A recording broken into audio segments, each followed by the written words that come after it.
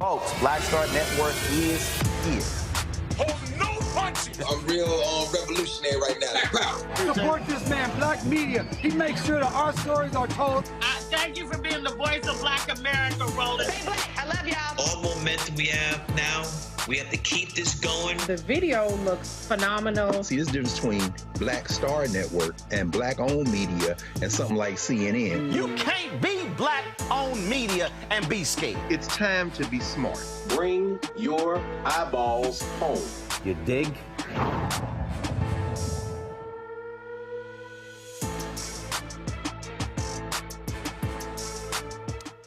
Today is Friday, October 4th, 2024. Coming up on Roland Martin Unfiltered, streaming live on the Black Star Network.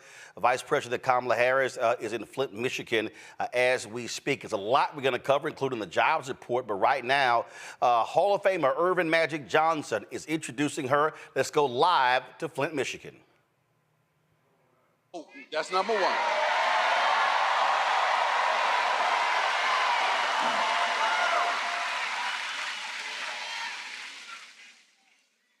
Kamala's opponent promised a lot of things last time to the black community that he did not deliver on. And we got to make sure we help black men understand that. So that's why I'm here, to make sure I help black men understand. First, get out and vote, and then vote for the next president of the United States, Kamala Harris.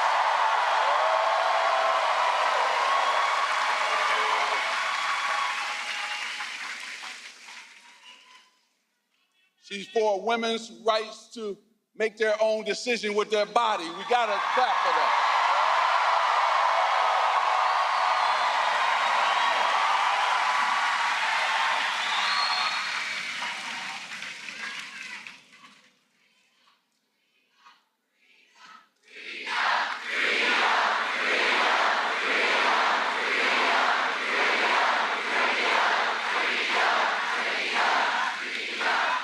Now, I'm about to bring her out because you came to hear her. You had some great speakers here.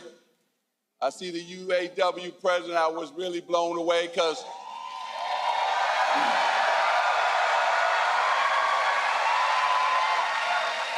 not only did my father work there, my brother Larry, my brother Michael, his wife Ronnie. I got now nieces and nephews who belong to the union, so thank you for what you're doing.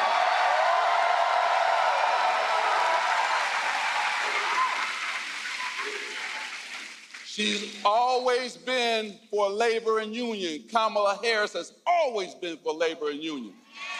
And that's never going to change. Now, this is the year for women. Hold on. We just saw what Mexico did. Elected its first woman president ever.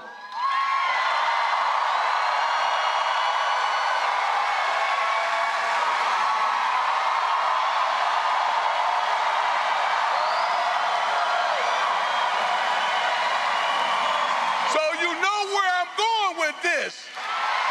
Let's make sure we, here in the United States, elect our first woman president in Kamala Harris.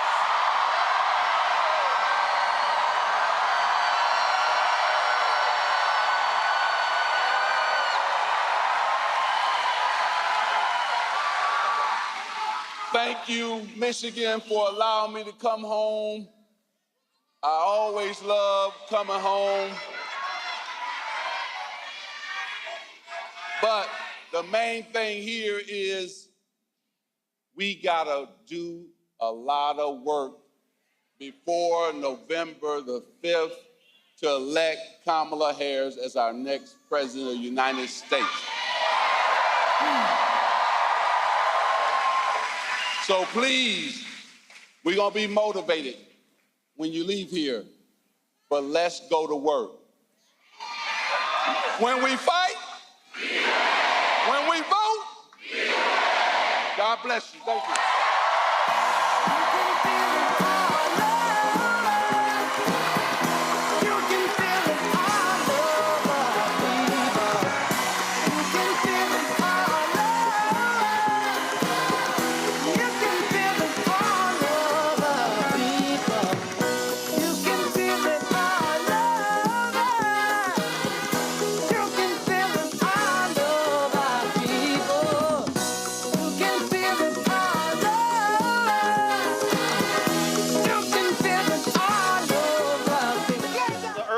Johnson, native of Michigan, a star at Michigan State University, led them to a national championship. Then, of course, a winner for the Los Angeles Lakers. The crowd is hyped there. Earlier today, the vice president spoke. The vice president spoke in Detroit. And so Michigan is a critical state. Here is some of what she had to say earlier today in Detroit. We fight for a future where we protect the fundamental freedom to organize. We fight for a future where workers, all workers, are treated with dignity and respect. A future where we tap into the ambition and the aspirations of the American people and build what I call an opportunity economy, so that every American has an opportunity to buy a home, start a business, build wealth, intergenerational wealth for their family. Over the last 3.5 years, our nation has seen historic small business creation as an example of that focus. In Michigan alone, we have seen more than 500,000 new small business applications. And when I am president, I plan to build on that progress and that success, including by raising the startup tax deduction for small businesses from $5,000 to $50,000 to help more entrepreneurs start a small business. I'll tell you guys, my sister and I were raised by our mother who worked very hard, and we lived on an apartment above a daycare center. And it was run by and owned by the woman that we called our second mother, who lived 2 houses down. She was a small business owner, and her name was Mich. And I grew up as a child knowing about who our small businesses are, right? They're leaders in the community, they're civic leaders, they hire locally, they train. And so that's one of the reasons I'm focused on small businesses as part of how we lift up the middle class in America's economy. We need to also build more housing in America. Housing is too expensive. My mother saved up for years until I was a teenager when she was able to buy our first home. And right now we have a serious housing shortage in America, and that's part of what is driving up costs. And so we're going to cut red tape. We're going to work with the private sector, and we'll build 3 million new homes by the end of my first term.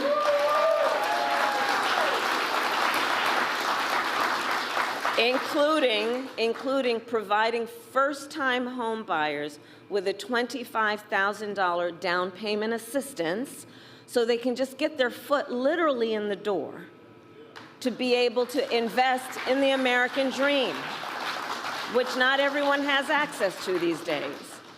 We need to lower the cost of living, because look, our economy, while we're making good progress, just this morning, in fact, we got a solid jobs report. Over 250,000 jobs created last month. Unemployment fell. And just a few weeks ago, the Federal Reserve cut down interest rates, which is going to be great for a lot of folks. But there's still more work we need to do. Prices for everyday things like groceries are still too high. You know it and I know it. And so we have a plan to lower costs on everything from healthcare to groceries, including what I've done in my career as Attorney General, which is we got to take on corporate price gouging. We got to take on what we need to do to understand that if you want to grow the middle class, we need more middle class tax cuts. And the tax cut that is part of my plan will give a tax cut to 100 million Americans. We need to expand child tax credit. And I will do that to expand it to $6,000 so that for the first year of a child's life, their parents have the resources that they need to be able to buy a crib or a car seat. And in that very critical stage of their child's development, just be able to do more than get by, but be able to get ahead. And I say all this to say, I will always put the middle class and working families first. I come from the middle class, and I will never forget where I come from. I will never forget where I come from.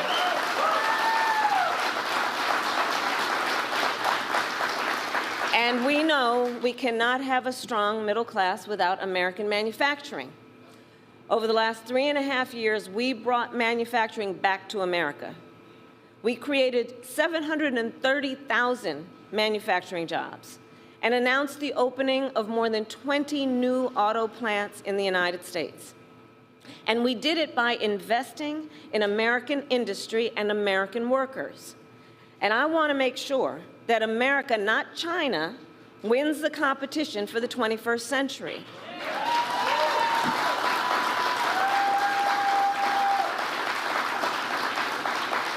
So under my plan, we will invest in the industries that built America, like steel, iron, and the great American auto industry. Yeah. So we can ensure that the next generation of breakthroughs, from advanced batteries to electric vehicles, are not only invented but built right here in America by American union workers. Oh, shit. Hold on.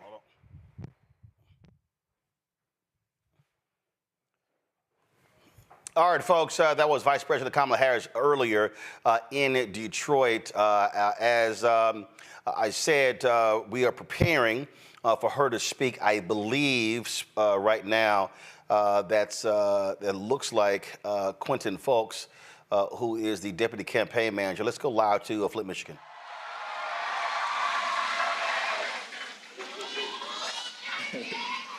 So, 18 years ago, I hired in the shop. So, and the benefits that the UAW has given me and my family has been a tremendous help.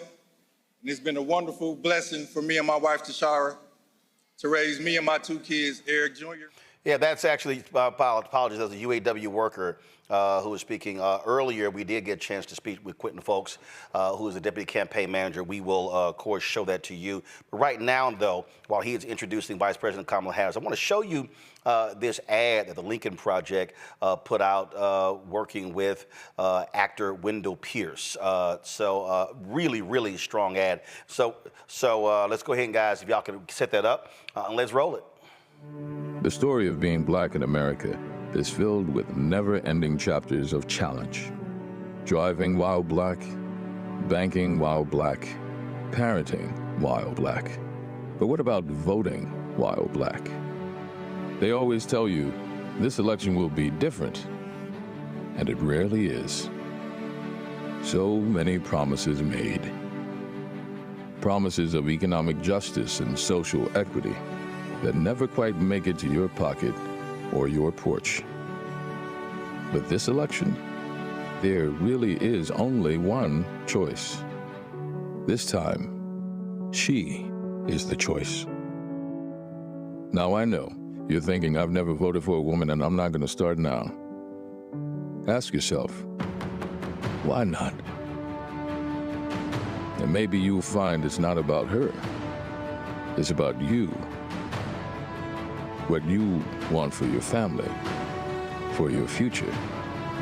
Because if you vote for what you want, the choice becomes clear.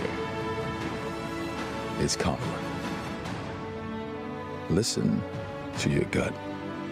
Your heart is telling you that Kamala Harris is the right person for the job. It's time for courage, for boldness. It's time to come together for change.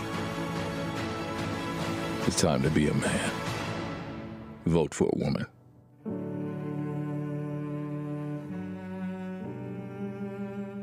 That, of course, is the second ad that Lincoln Project has put out specifically targeting men.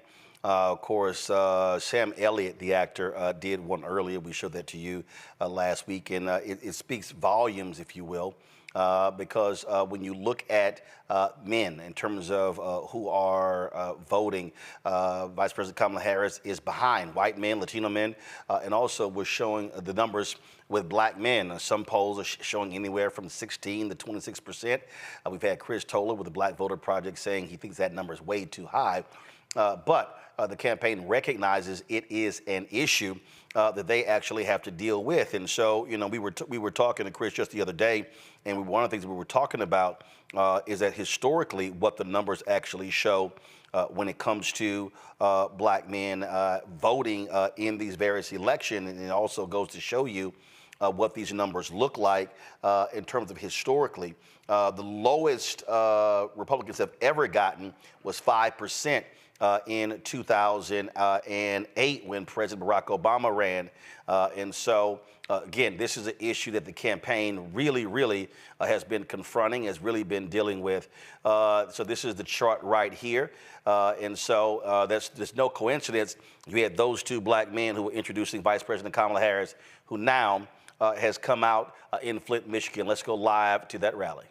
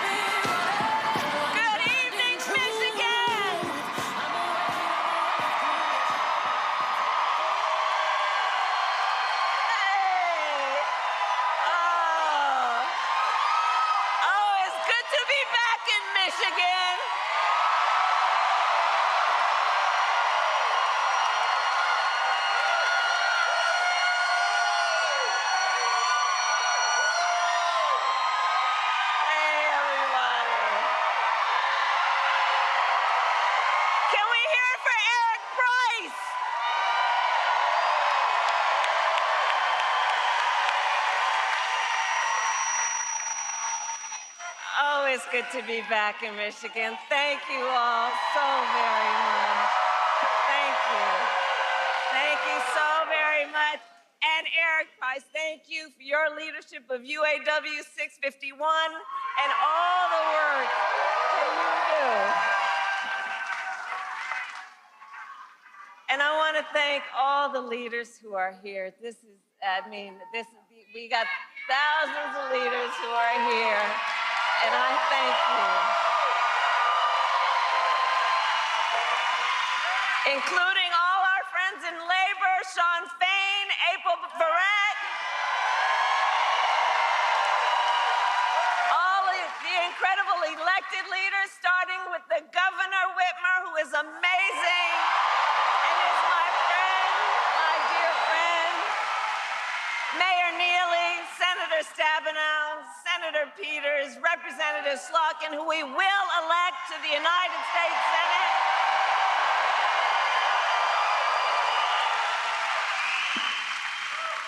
And did you all see Magic Johnson? Remember his number, 32? should.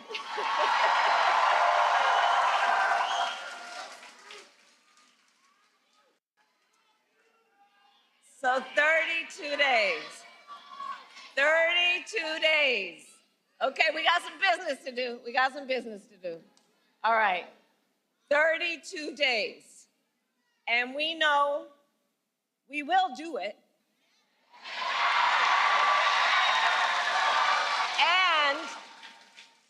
And this is going to be a very tight race until the very end.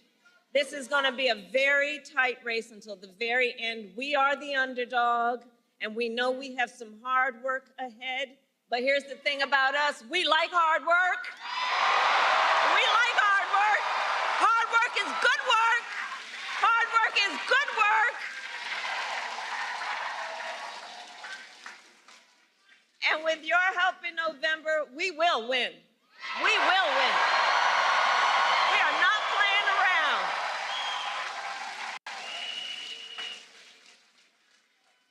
So listen, we know this election is about two very different visions for our nation. One focused on the past, and ours, which is focused on the future. We are fighting for a future where we tap into the ambitions and the aspirations of the American people and build what I call an opportunity economy, so every American has an opportunity to own a home, build wealth, start a business.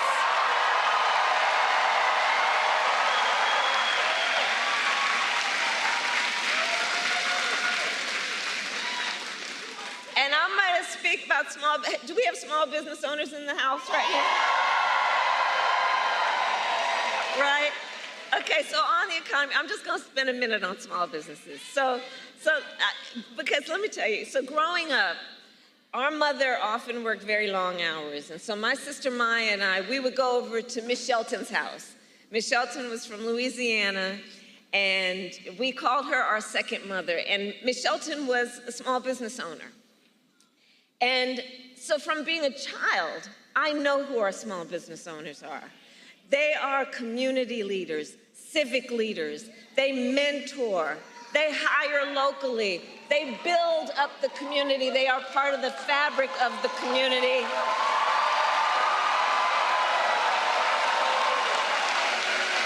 And small business owners are the backbone of America's economy.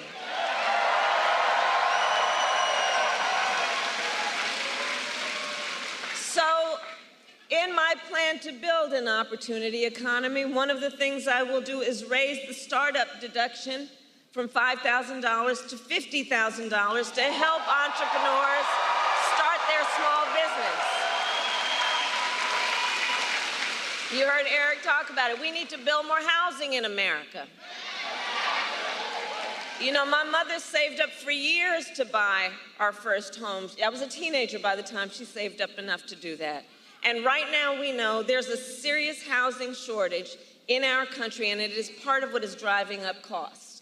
So we will cut the red tape and work with the private sector to build 3 million new homes and provide first-time home buyers with a $25,000 down payment assistance so you can just literally get your foot in the door and you'll handle the rest. We need to lower the cost of living.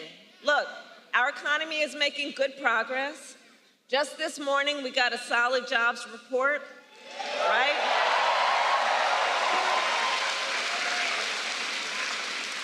Over 250,000 jobs created last month. Unemployment fell. And just a few weeks ago, the Federal Reserve cut interest rates, which helps.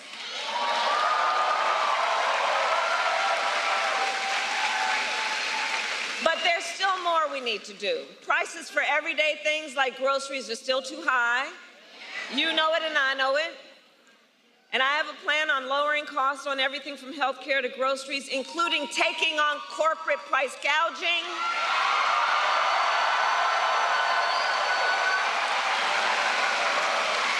Because as Attorney General, I saw what happens where there are a few of them, not everybody, but those who take advantage of desperate people, in particular in the middle of an emergency, there needs to be consequence.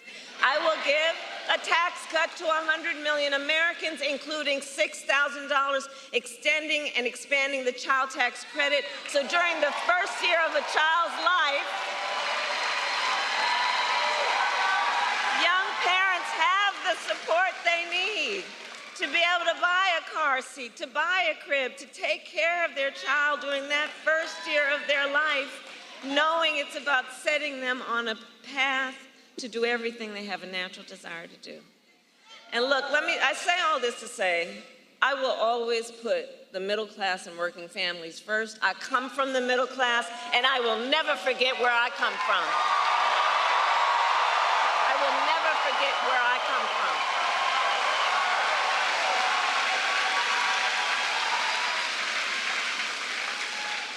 And we know we cannot have a strong middle class without American manufacturing.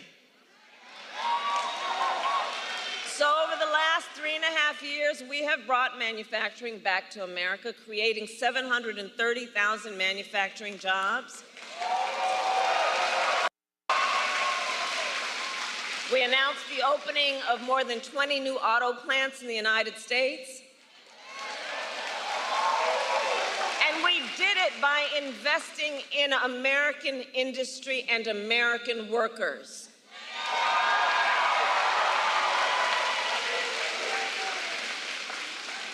And I will make sure that America, not China, wins the competition for the 21st century.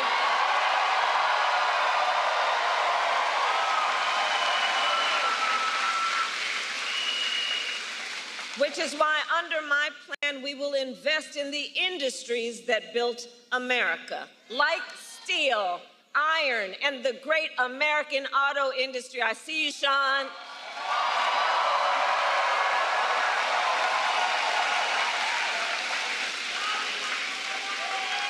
And we will ensure that the next generation of breakthroughs, from advanced batteries to electric vehicles, are not only invented but built right here in America by American union workers.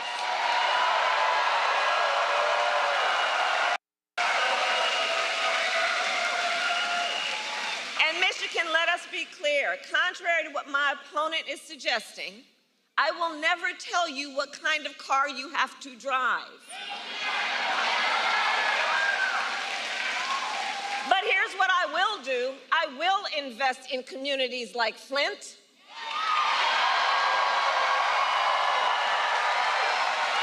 Flint, which helped build the auto industry and the UAW.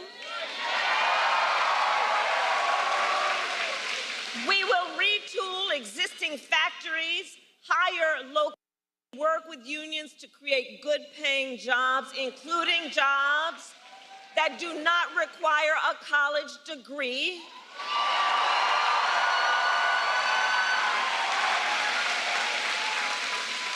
Because we understand a college degree is not the only measure of whether a worker has skills and experience to get the job done.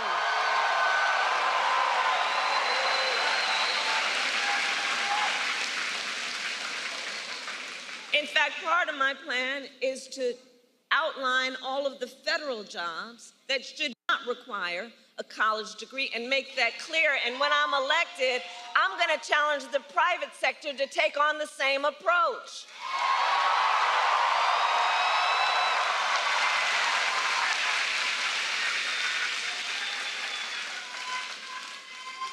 And then there's Donald Trump.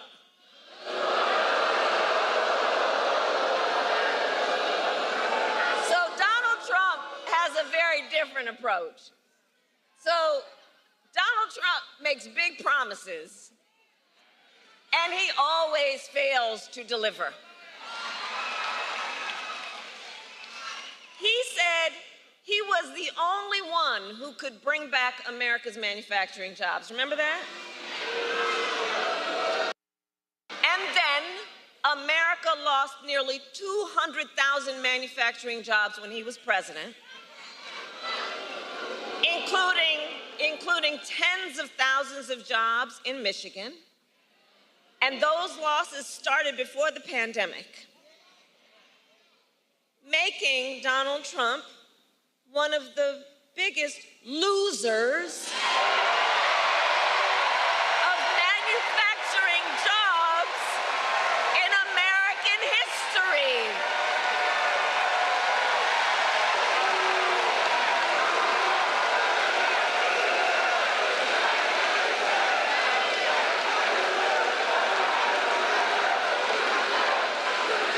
And his track record for the auto industry was a disaster. He promised workers in Warren that the auto industry would, I'll quote, not lose one plant during his presidency. And then American automakers announced the closure of 6 auto plants when he was president. We need a medic over here. We need a medic over here. Right here.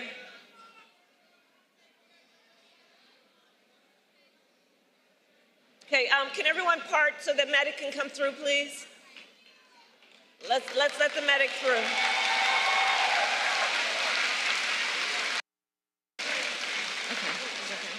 Okay. Okay. He's okay. All right. We're good. We got each other. Good.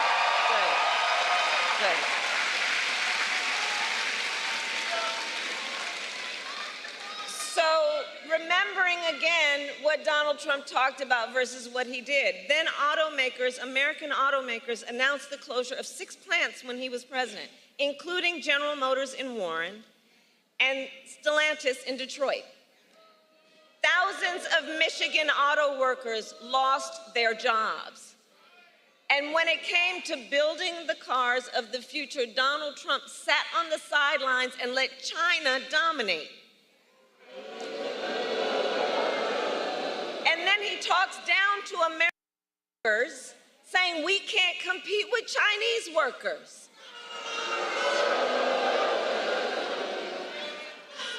And make no mistake, Donald Trump is no friend of labor. He encouraged automakers to move their plants out of Michigan so they could pay their workers less. And when the UAW went on strike to demand higher wages that they deserved, Donald Trump went to a non-union shop, don't forget. And he attacked the UAW. And he said, striking and collective bargaining don't make, quote, a damn bit of difference. About striking workers that you should fire them. That's how he talks about union labor. That's how he talks about workers. But Flint, we know strong unions mean higher wages, better health care, and greater dignity for union members and for everyone.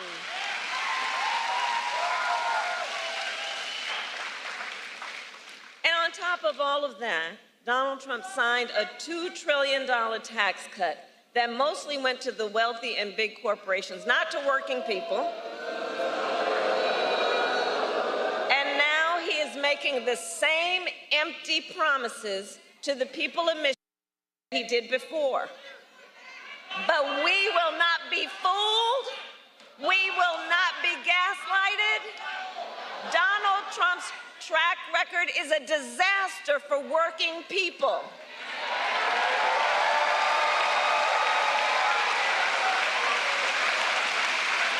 And if he wins again, it will be more of the same. Check this out. 2 days ago, his running mate,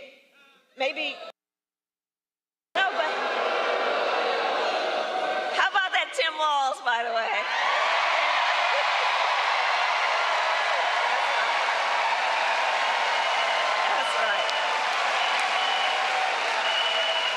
So 2 days ago, Donald Trump's running mate suggested that if Trump wins, he might let the Grand River Assembly plant in Lansing close down. The same plant that our administration helped save earlier this year along with 650 union jobs.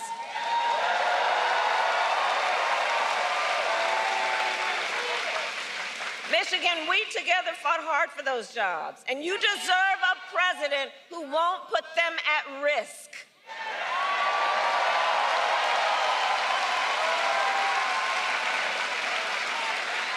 And for anybody watching, you know, if you want to learn more about Donald Trump's plans, just Google Project 2025.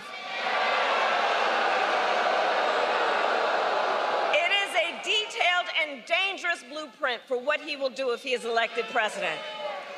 Donald Trump will give billionaires and corporations massive tax cuts, attack unions, cut Social Security and Medicare, and impose a Trump sales tax, a 20% tax on everyday basic necessities, which will cost the average family nearly $4,000 a year. And on top of all this, Donald Trump intends to end the Affordable Care Act. Even after he tried to repeal it time and time again when he was president, and still has no plan to replace it. You watched the debate. You watched the debate. You saw that.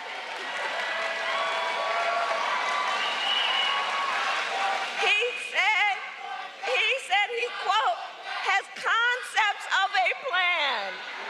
Concepts. No, you know, I have said that I do believe he is an unserious man. And the consequences of him being president again are absolutely critically serious. Because think about it, even on health care, he has a concept of a plan. So he's going to threaten the health insurance of 45 million people in our country based on a concept. To take us back, you remember that? When insurance companies could deny people with pre-existing conditions? Remember what that was like? Well, Michigan, we are not going back. We are not going back. We're not going back. We are not going back. No, we are not going back. No. Because we will move forward. Ours is a fight for the future. Ours is a fight for the future. And ours is a fight for freedom.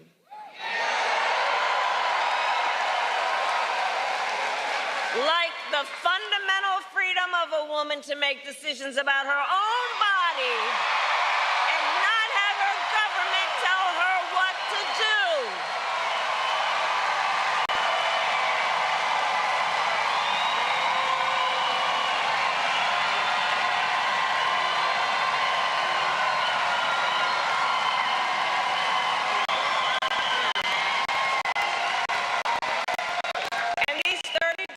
Out from the election, it's important that we remind people how we got here. Donald Trump handpicked 3 members of the United States Supreme Court with the intention that they would overturn Roe v. Wade, and they did. And now more than 1 in 3 women in America lives in a state with a Trump abortion ban.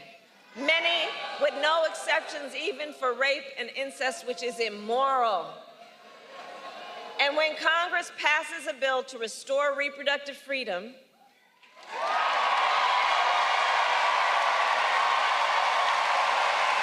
as President of the United States, I will proudly sign it into law. Proudly.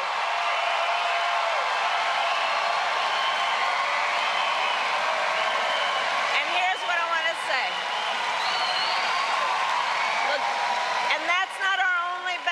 Across our nation, we are witnessing a full-on assault on other hard-fought, hard-won freedoms and rights, like the freedom to vote, the freedom to be safe from gun violence, the freedom to join a union, the freedom to love everyone with pride. And the freedom to breathe clean air and drink clean water. Flint, you know all too well, Flint, that clean water should be a right for everyone, not just for the people who can afford it. And as president, I will continue to work with communities like Flint to ensure you not only have clean water, but the opportunity to recover economically and thrive.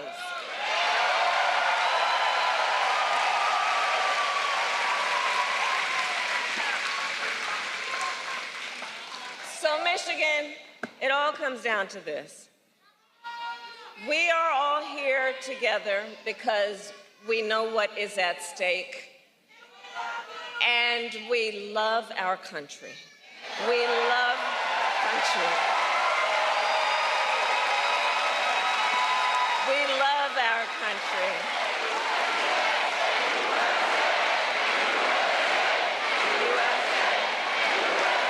We love our country. And because we love our country, we know it is one of the highest forms of patriotism to then fight for the ideals of our country and to fight to realize the promise of America. That's what this is about. That's what this is about.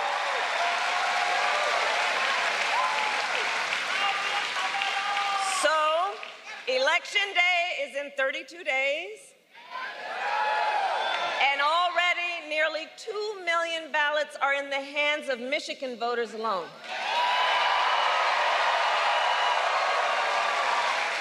So if you have received your ballot, please do not wait. Fill it out and return it today.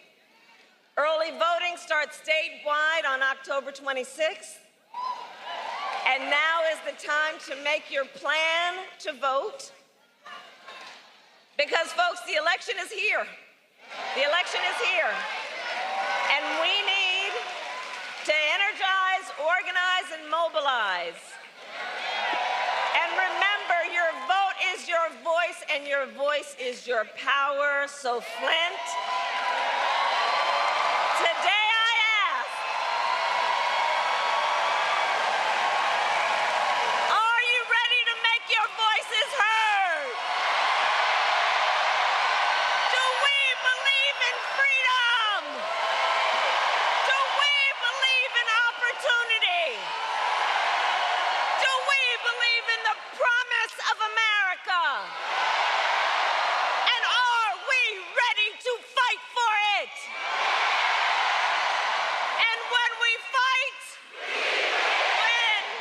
Bless you, and God bless the United States of America.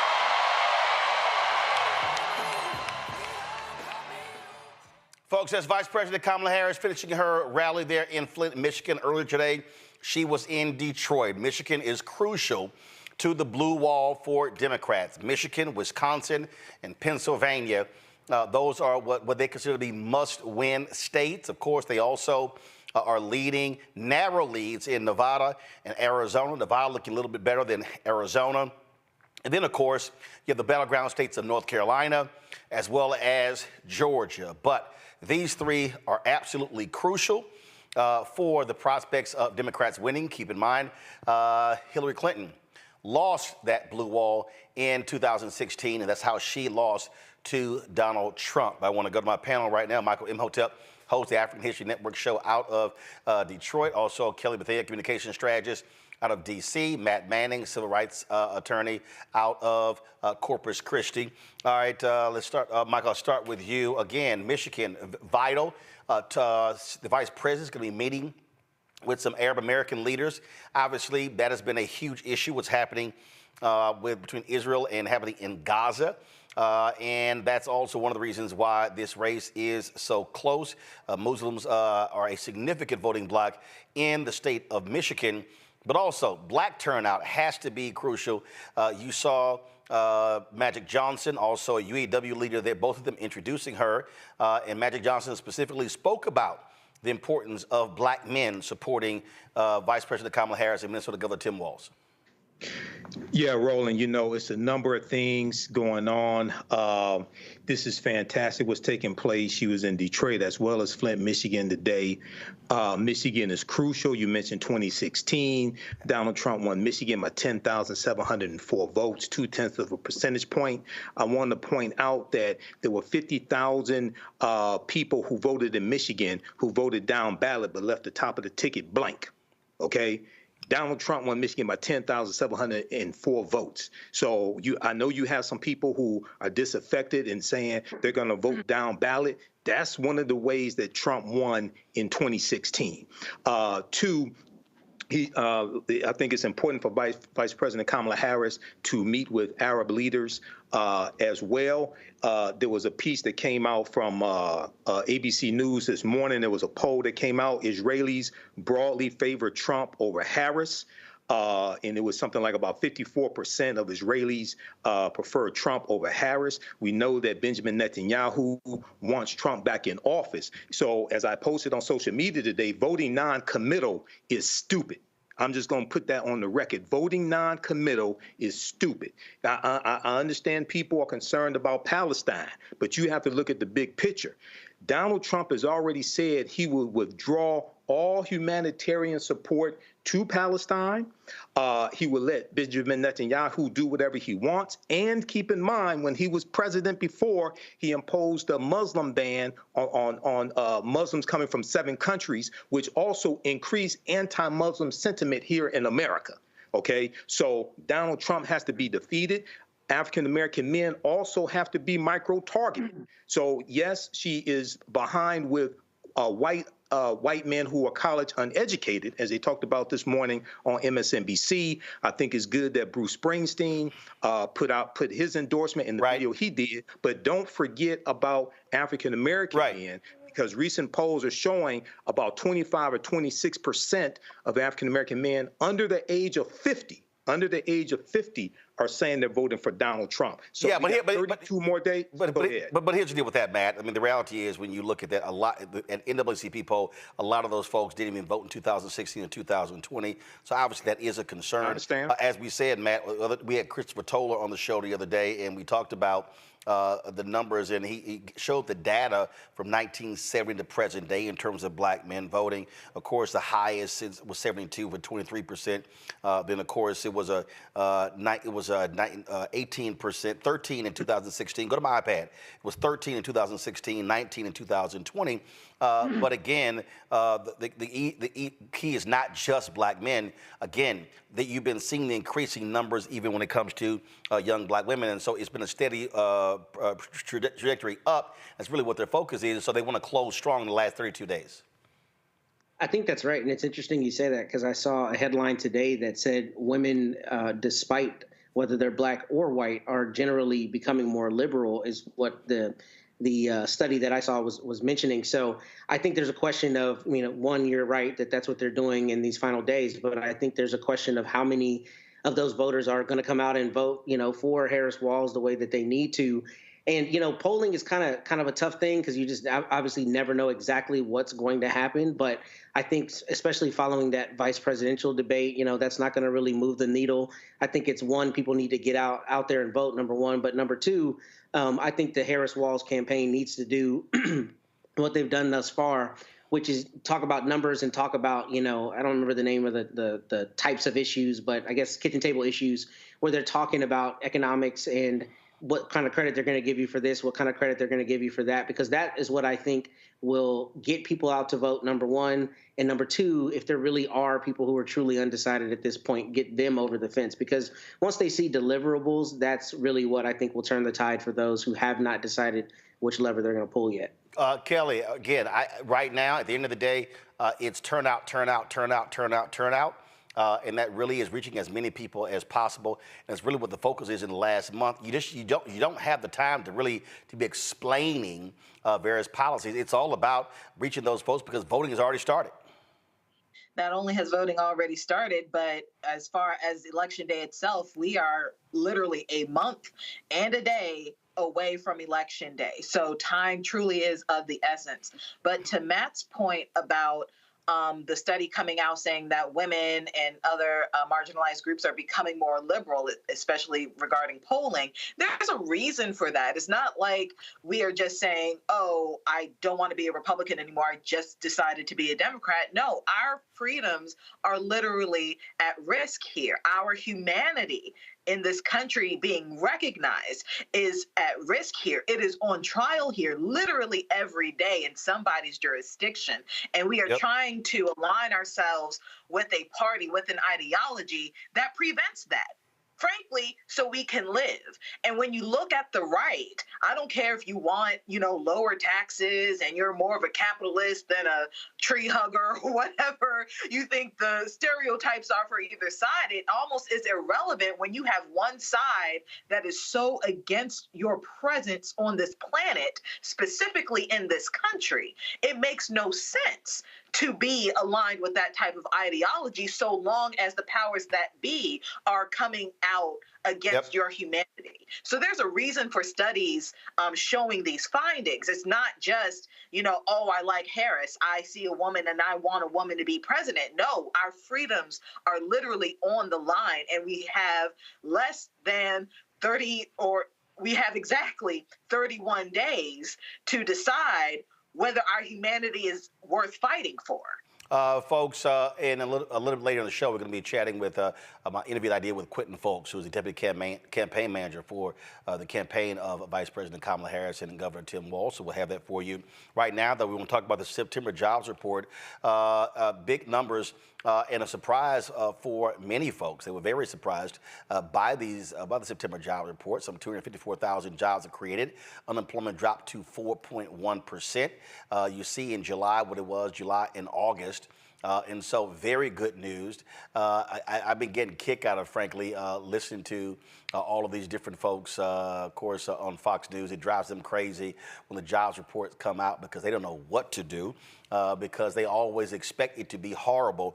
I saw one video, it was hilarious. They were talking about, well, if you remove the top two areas, it's not a great report.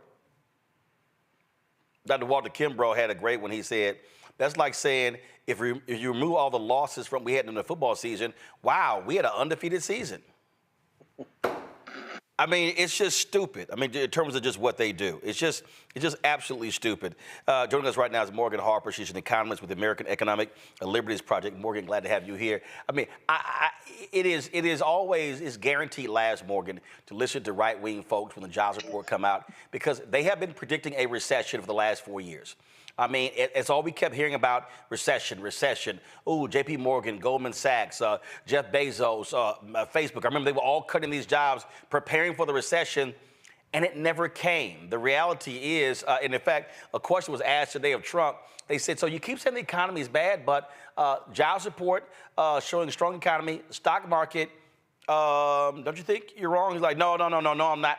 I mean, they desperately want to say the sky is green, that it's not blue.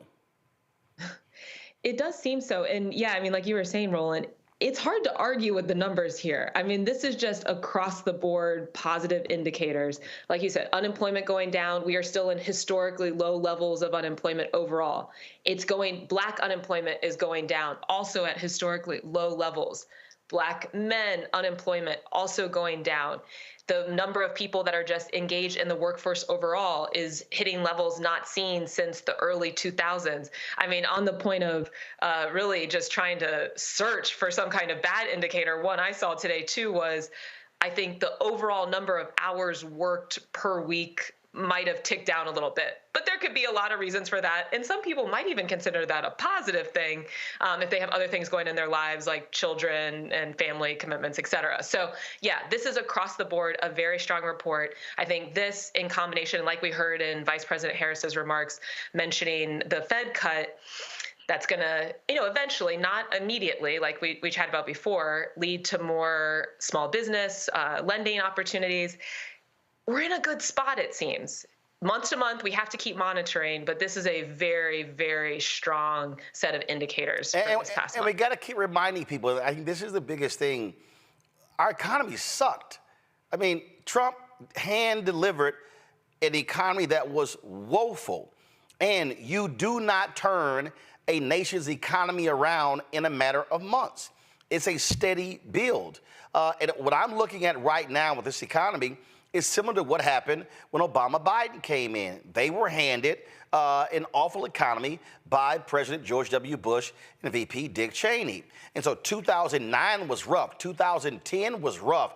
2011, the first half was rough. Then you begin to see the economy picking up in the second half, in 2012, and then it takes off in 13, 14, 15, 16. So when Trump comes in, he's handed a great economy. So this notion that, oh, he was just killing it, no, that's just a flat out lie. Yeah, and exactly right. The data plays that out. I mean, a lot of the trends, I know a lot of times, and you all are discussing how folks will say, well, life was better for me in 2019. I had more money in my pocket. We've seen a lot of changes in prices, that's for sure. But a lot of the positive indicators on fronts like unemployment and some of these labor numbers, the positive numbers during the Trump administration, those trends were already in motion starting in the early 2010s during the Obama administration. So, I'm not here in a political capacity, but just the facts are the facts. Yeah, facts are facts. And this. Oh, go ahead. This was a graphic that the Biden folks put out on the social media. Boom, jobs created by president, average per month. You see Reagan, Bush, Clinton, Bush, Obama, all positive growth. Trump, negative. Then you see Biden, highest of the past 6 presidents. Again, these are facts. Yeah, and I think we can also even dig a little deeper here into what kind of jobs. And there's a range. I mean, we saw this month, manufacturing goes down a little bit. There was growth in health and education. But overall, during the Biden administration, we have seen over 150,000 manufacturing jobs created. And during President Trump, again, these are just facts. This is just data. There were 200,000 jobs during the Trump administration offshored. So, that's getting into this whole other topic of, trade and some of these tariffs, which, I think we can touch on. But again, just looking at the numbers, this has been a strong track record. And here's why it's important that people have a handle on the data. Because this is what's going on in the background, is even within, intra-party, I would say, there is a real battle about what our economic policy should be. We've had one way of doing things for quite some time that has, as President Biden has been pointing out, had a really bad impact on the middle class. And now Vice President Harris also is, speaking about a lot of these critiques from the past few decades of economic policymaking. There have been a lot of changes during this administration. And my sense is there's a lot of folks within the business community, a lot of traditional economists that want to believe it won't work. That is the narrative that we've been told. If you start to invest in people, invest in the middle class, that somehow, the floor is going to fall out from the whole economy.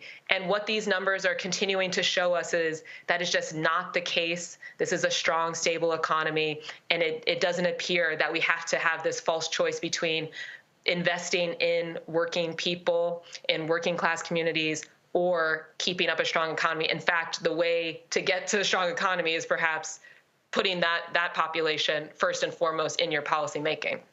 Indeed. Morgan, we really appreciate it. Thanks a lot. Thanks for having me. Folks, going to go to a break. We come back. We will show our chat with Quentin Folks, the Deputy Campaign Manager for the Harris-Walz campaign. You're watching Roland Martin Unfiltered right here on the Black Star Network. He told us who he was. Should abortion be punished?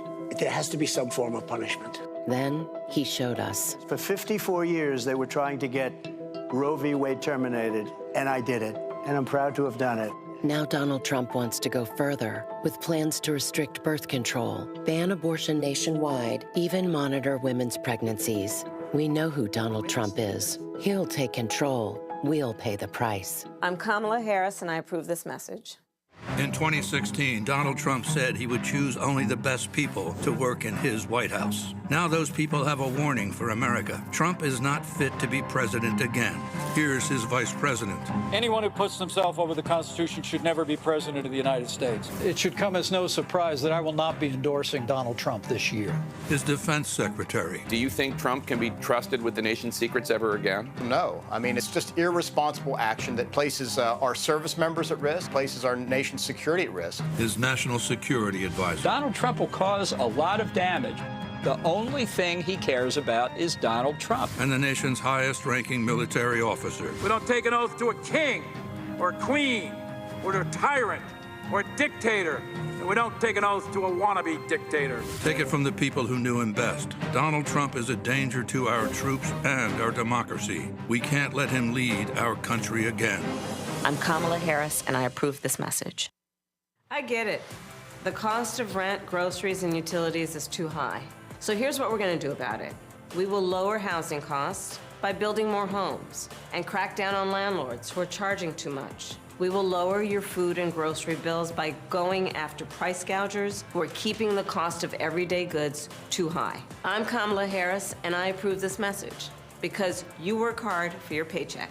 You should get to keep more of it. As president, I'll make that my top priority.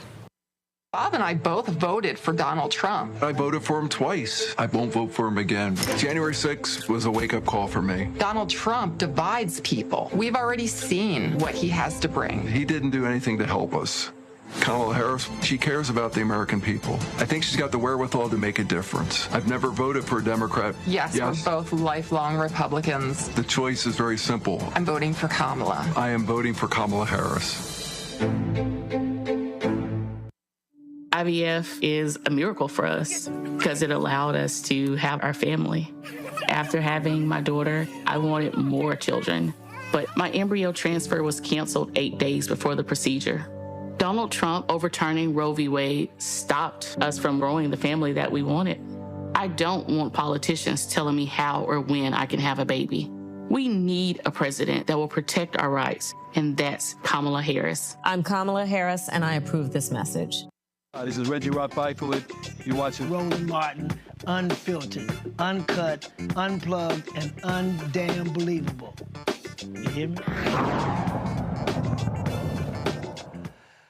All right, folks. Earlier today, I chatted with Quentin Folks, who's the deputy campaign manager for the Harris-Walz campaign. We'll show you that in a minute. I actually have to step away, and Michael, Matt, and Kelly will take things from here. But first, here is my conversation with the number 2 person in the Harris-Walz campaign, Quentin Folks.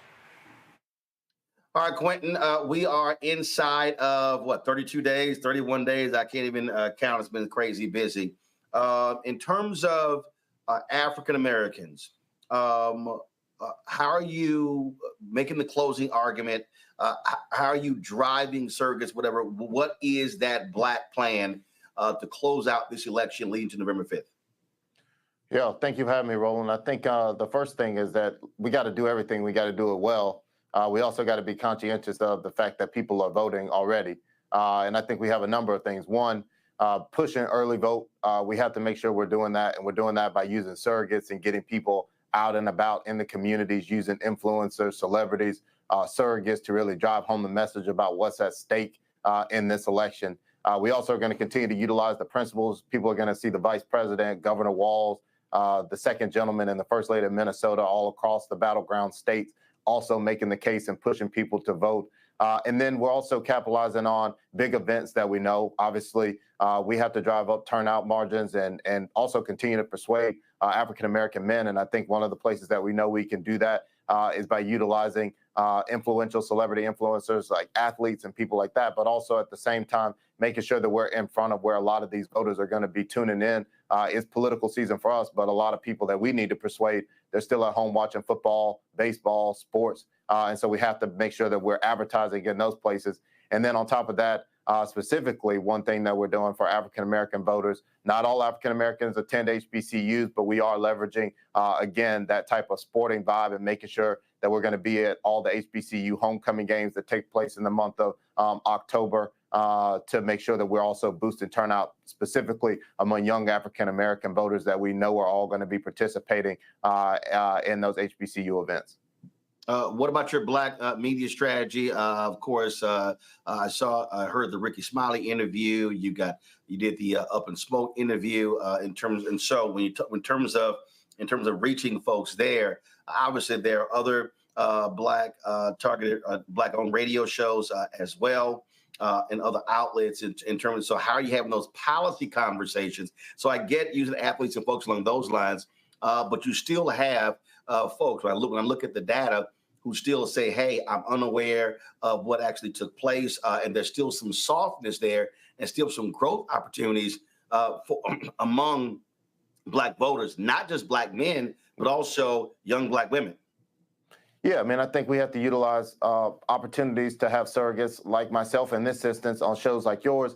We've seen the vice president attend a lot of these, but I think really drilling down, as you said, into the policy about what's at stake and about what the vice president wants to do. I think we have to go right at it. In some instances, I think it's sort of breaking down sort of stigmas and thought processes about what Donald Trump offered the black community and deal with that. But above and beyond that, it's also about what the vice president wants to do in her plans. And so when we talk about things like making costs more affordable, we know African Americans spend more on groceries. The vice president has a plan to stop price gouging, not based on supply and demand, but based on people just raising costs. When it comes to sort of rent and mortgage affordability, the vice president is continuing to make sure she is putting forward building more affordable homes through private and public partnerships, which will, one, create more jobs, but two, also lower the cost of rent and mortgages in the country by having more affordable housing. And then thinking about starting small businesses. 1 in 5 small businesses in this country are minority owned. And even when you think about black specific small businesses is less than that. And so the vice president's offering tax credits from $5,000 to $50,000 to allow people to be able to start a small business, removing a lot of the red tape, because this will do two things. One, create just more African-American owned small businesses. But two, also when these businesses are created in the communities, it will create more jobs for African Americans, and job growth is obviously one thing too, as well as like when you look at things like healthcare, continuing to go in after capping the cost of insulin and prescription drugs and protecting the Affordable Care Act. 300,000 Black Americans lost healthcare coverage when Donald Trump was president, and he is now continuing, and we saw it yesterday with Senator Cotton coming after the Affordable Care Act that a lot of African American voters in this country depend on. And so when we talk about the policy things and what's at stake, we have to make sure that we're getting on the right platform, shows like yours, D.L. Hughley, Steve Harvey, et cetera, and really drilling down into those specific policy agendas and what's at stake and what the vice president intends to do about it. And what you laid out there speaks to a black agenda. But I've heard folks say, okay, what is her black agenda? What is her agenda for black men? Are people able to go to the site to see those things specifically? And again, how do you still drive that? Again, it's not as easy with the runway being this short, sort of explaining to folks a lot of the policy stuff.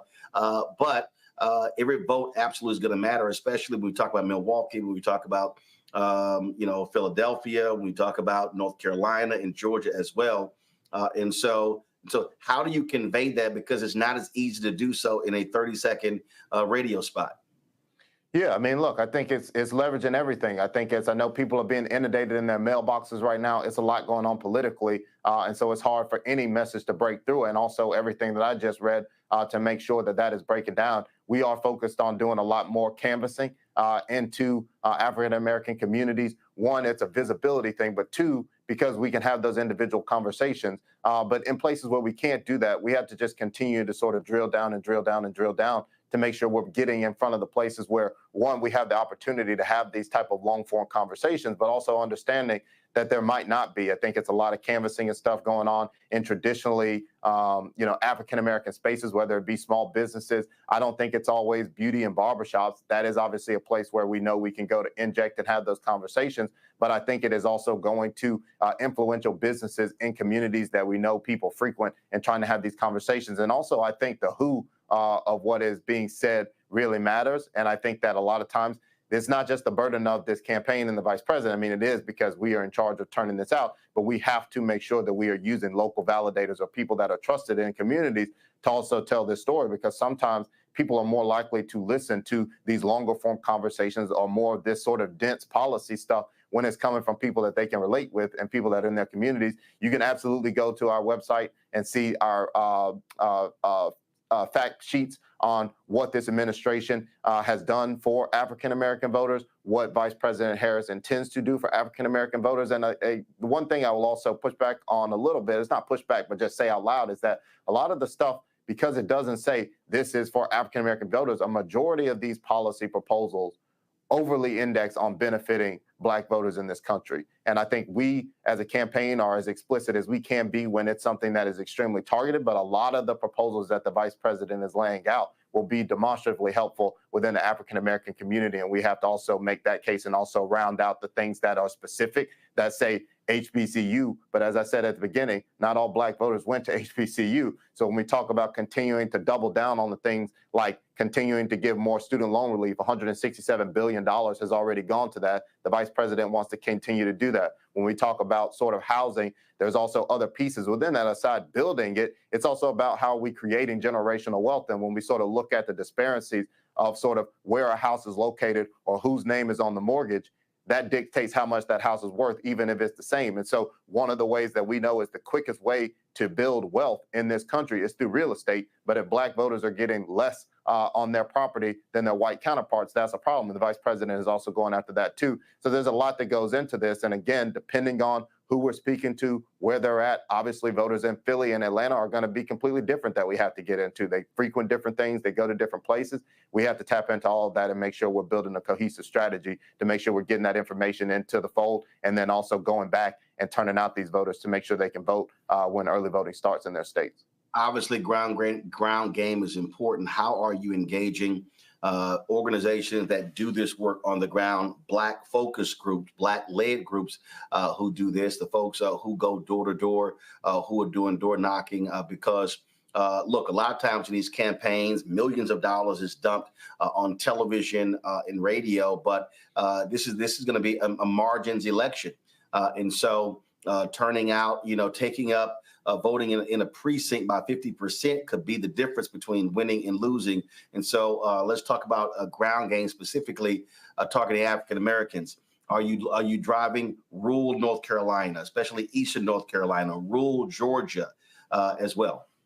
Yeah. So, I mean, one, when you look at those two states in particular, Georgia and North Carolina, just because you mentioned them, about a quarter of African-American registered voters in both of those states live in rural communities. And I've been really big on this because I think it really, really matters. I think the rural Black community gets left out a lot. And when we talk about some of these things, when Democrats don't take advantage of it, one of the things is like payments to Black farmers that, like, honestly, the Biden-Harris administration got that money. And then in states like Georgia, Governor Kemp held up and then doles out when he sees fit.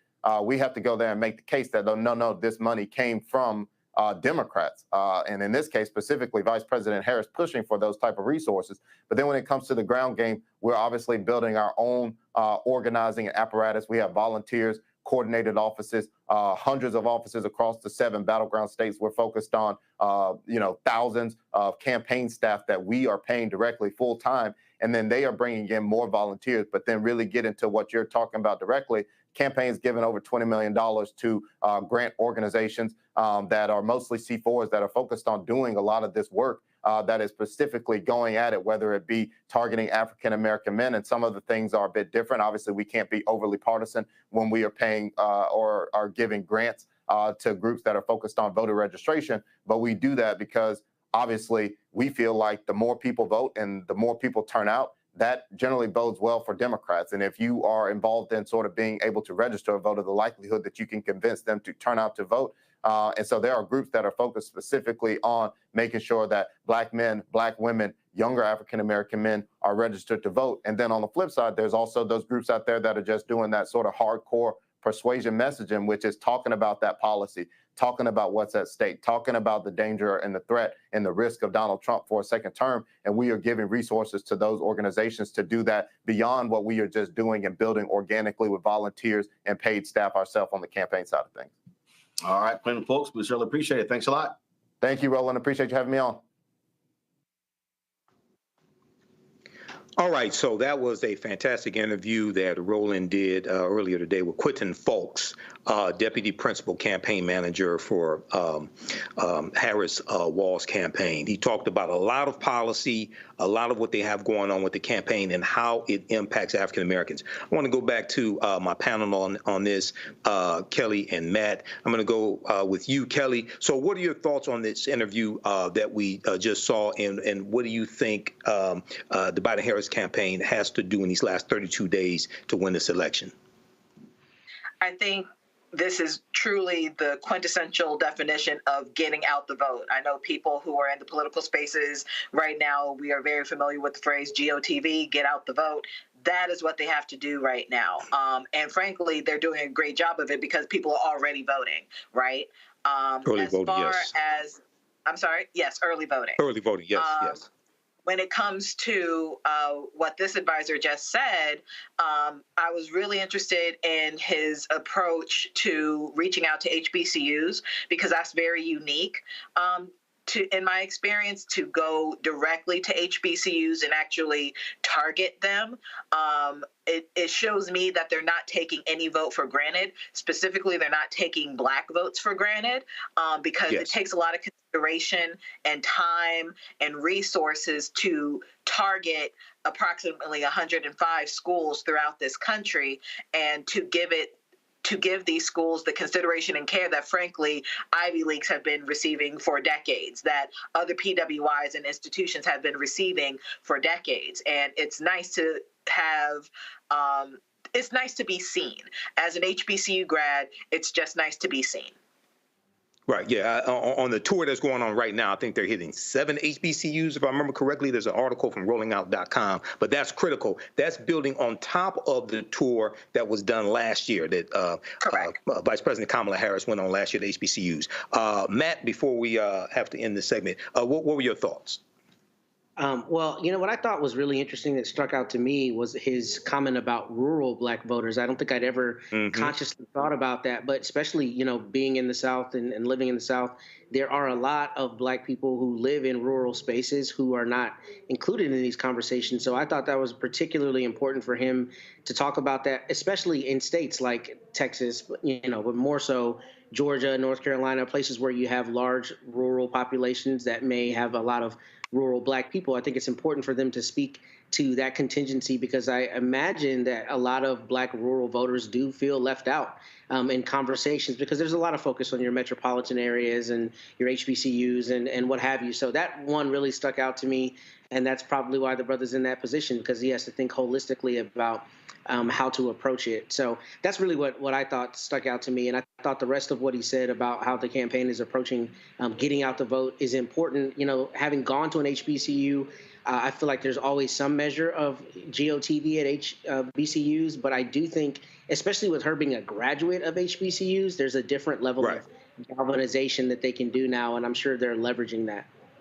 Absolutely. Well, everybody keep in mind, HBCUs got $17 billion from the Biden-Harris administration. That's a record amount of funding. That doesn't just impact the people who go to HBCUs, that impacts the communities around them and the families that these students come from. Something that really stuck out to me, 300,000 African Americans lost health care under Donald Trump. Now, this is the same man, and J.D. Vance, I don't know what type of class or training J.D. Vance took to be able to lie so much and keep a straight face when he does this. But at the debate on Tuesday night, he lied and said that Donald Trump saved the Affordable Health Care Act. Donald Trump put together a coalition to save the Affordable Health Care Act. No, Republicans tried to repeal the Affordable Health Care Act about 60 times, and Donald Trump antagonized and still ridicules Senator John McCain for giving a thumbs down vote that saved the Affordable Health Care Act. Not only that, it's important for people to really understand the power that a president has without even going to Congress. Donald Trump cut the funding for the advertising for the Affordable Health Care Act by 90%, and he reduced the amount of time for open enrollment by 50%. He cut it from 90 days to 45 days to reduce the number of people who enrolled in it. And now he's talking about, once again, repealing the Affordable Health Care Act, and he has nothing viable to replace it with. Also, Quentin Fulks talked about policy. He talked over and over about various policies and how it impacts African Americans. And I think that's really, really important in talking to African American men who may have voted in 2020 because they wanted to get rid of Trump, but now they're saying they're not sure if they're going to vote. What are your thoughts about that, Matt, actually communicating policy and how policy impacts African American men and African Americans? Well, I think that's indispensable, and I think it's necessary because at the end of the day, people need to feel like there's some measure of deliverables, right, coming from their government. I was talking to an investigator related to a case of mine the other day, and we were talking about politics, and he said, look, too many people focus on the federal system. We need to talk about the locals because that's who's actually filling your pothole. But in my conversation with him, as to make it germane to this, a lot of what he focused on was what is the politician going to do for me? What is the deliverable going to be? So to that extent, Roland said earlier, he didn't think they needed to talk about policy at a certain level of granularity. And I think at a certain point, that's right, because you're so close to the finish line. You just got to get people there to vote. But what would make me encouraged to vote if I were on the fence would be just in balance. Who is going to measurably affect my life and how do they intend to do that? And that's what I think the purpose of policies are, because you can say, we recognize this problem, we have a solution for that problem. And I think healthcare is the best example of that, because our healthcare system is broken. And if you don't have politicians do that, they're missing the issue. And I hate to wrap up this segment, but we have to do that. Roland Martin Unfiltered will be right back after this break. You're watching the Black Star Network. Of 100 Republicans who worked in national security for Presidents Reagan, both Bushes, and for President Trump, now endorsing Harris for president. She came up as a prosecutor, an attorney general, into the Senate. She has the kind of character that's going to be necessary in the presidency. Vice President Harris is standing in the breach at a critical moment in our nation's history. We have a shared commitment as Americans to do what's right for this country. This year, I am proudly casting my vote for Vice President Kamala Harris. Former generals, secretaries of defense, secretaries of the Army, Navy, and Air Force, CIA directors, and National Security Council leaders under Democratic and Republican presidents, Republican members of Congress, and even former Trump administration officials agree there's only one candidate fit to lead our nation, and that's Kamala Harris. I'm Kamala Harris, and I approve this message. Kamala Harris has never backed down from a challenge. She put cartel members and drug traffickers behind bars, and she will secure our border. Here's her plan: hire thousands more border agents, enforce the law and step up technology, and stop fentanyl smuggling and human trafficking. We need a leader with a real plan to fix the border, and that's Kamala Harris. I'm Kamala Harris, and I approve this message. The overturning of Roe almost killed me. I had a blood clot in my uterus that caused my labor to have to be induced because of the overturn of Roe v. Wade. I wasn't able to get life-saving treatment sooner. I almost died. And that's because of the decision that Donald Trump made. I was able to get Roe v. Wade terminated, and I'm proud to have done it. The doctors and nurses were afraid that if they treated me in the incorrect way, that they would be prosecuted for that. And that's appalling. Donald Trump says that women should be punished. Do you believe in punishment for abortion? There has to be some form of punishment. For the woman? Yeah. I believe that women should have reproductive freedom to make the choices about their own bodies. 4 more years of Donald Trump means that women's rights will continue to be taken away one by one by one by one. This has to stop because women are dying. I'm Kamala Harris, and I approve this message. Here's a 78-year-old billionaire who has not stopped whining about his problems. Oh, she had a big crowd. Oh, the crowd. This weird obsession with crowd sizes. It just goes on and on and on.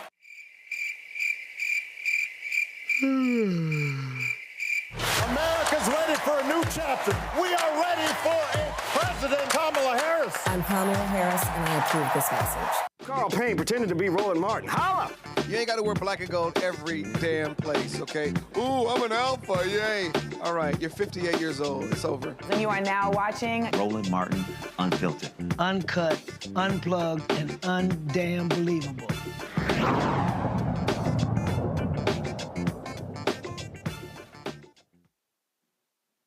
The Black Voters Matter is committing $300,000 to the Divine Nine's Get Out the Vote initiative. The funding will target these 11 key states with a significant Black population to mobilize voters through direct contact, texting, and phone banking, and focusing on neighborhoods with high concentrations of Black voters. Cliff Albright, the co-founder of Black Voters Matter, is joining us now from North Carolina. Hey, Cliff, how you doing today? Hey, I'm good. How you doing? All right. Well, look, it's good to have you back. This is something fantastic. You know, as a member one of the Divine Nine, Phi Beta Sigma Fraternity Incorporated, I think this is something that's excellent. Black Voters Matter is committing $300,000 to this D9 Get Out the Vote effort. So, can you give us more information about this, and how did you all go about selecting the 11 states? Yeah, so this is a partnership that we've really been doing to different degrees ever since 2018, where we partnered with Divine Nine here in Georgia. Well, I'm actually in North Carolina right now, but in our home state of Georgia. And in 2020, we expanded it to make it even bigger and had more resources available. And so this has been something that we've really been doing for about 6 years. And pretty much in terms of the states that we selected, those are all states that, you know, they're a part of the overall We Fight Back campaign that we're doing, where we're targeting like 12 states. Most of those are battlegrounds, but not just battlegrounds in the usual sense that people talk about, you know, in terms of the presidential. You know, there are also battlegrounds in terms of Senate races, and even in the case of Alabama, you know, in terms of the new congressional seat, the, you know, majority Black, or at least Black opportunity congressional seat there. So these are all states where we know that Black voters are going to, you know, play key roles in making decisions, and we believe that's important that we have some of the oldest institutions in our community involved in that process. They're already involved, they're already doing stuff, but we're just trying to seed a little something into them to make it easier for them to do, you know, text banking or phone banking or doing sign waving or door knocking or whatever it is that they're doing. Absolutely. Well, I see you coming to Michigan, so are you coming to Detroit?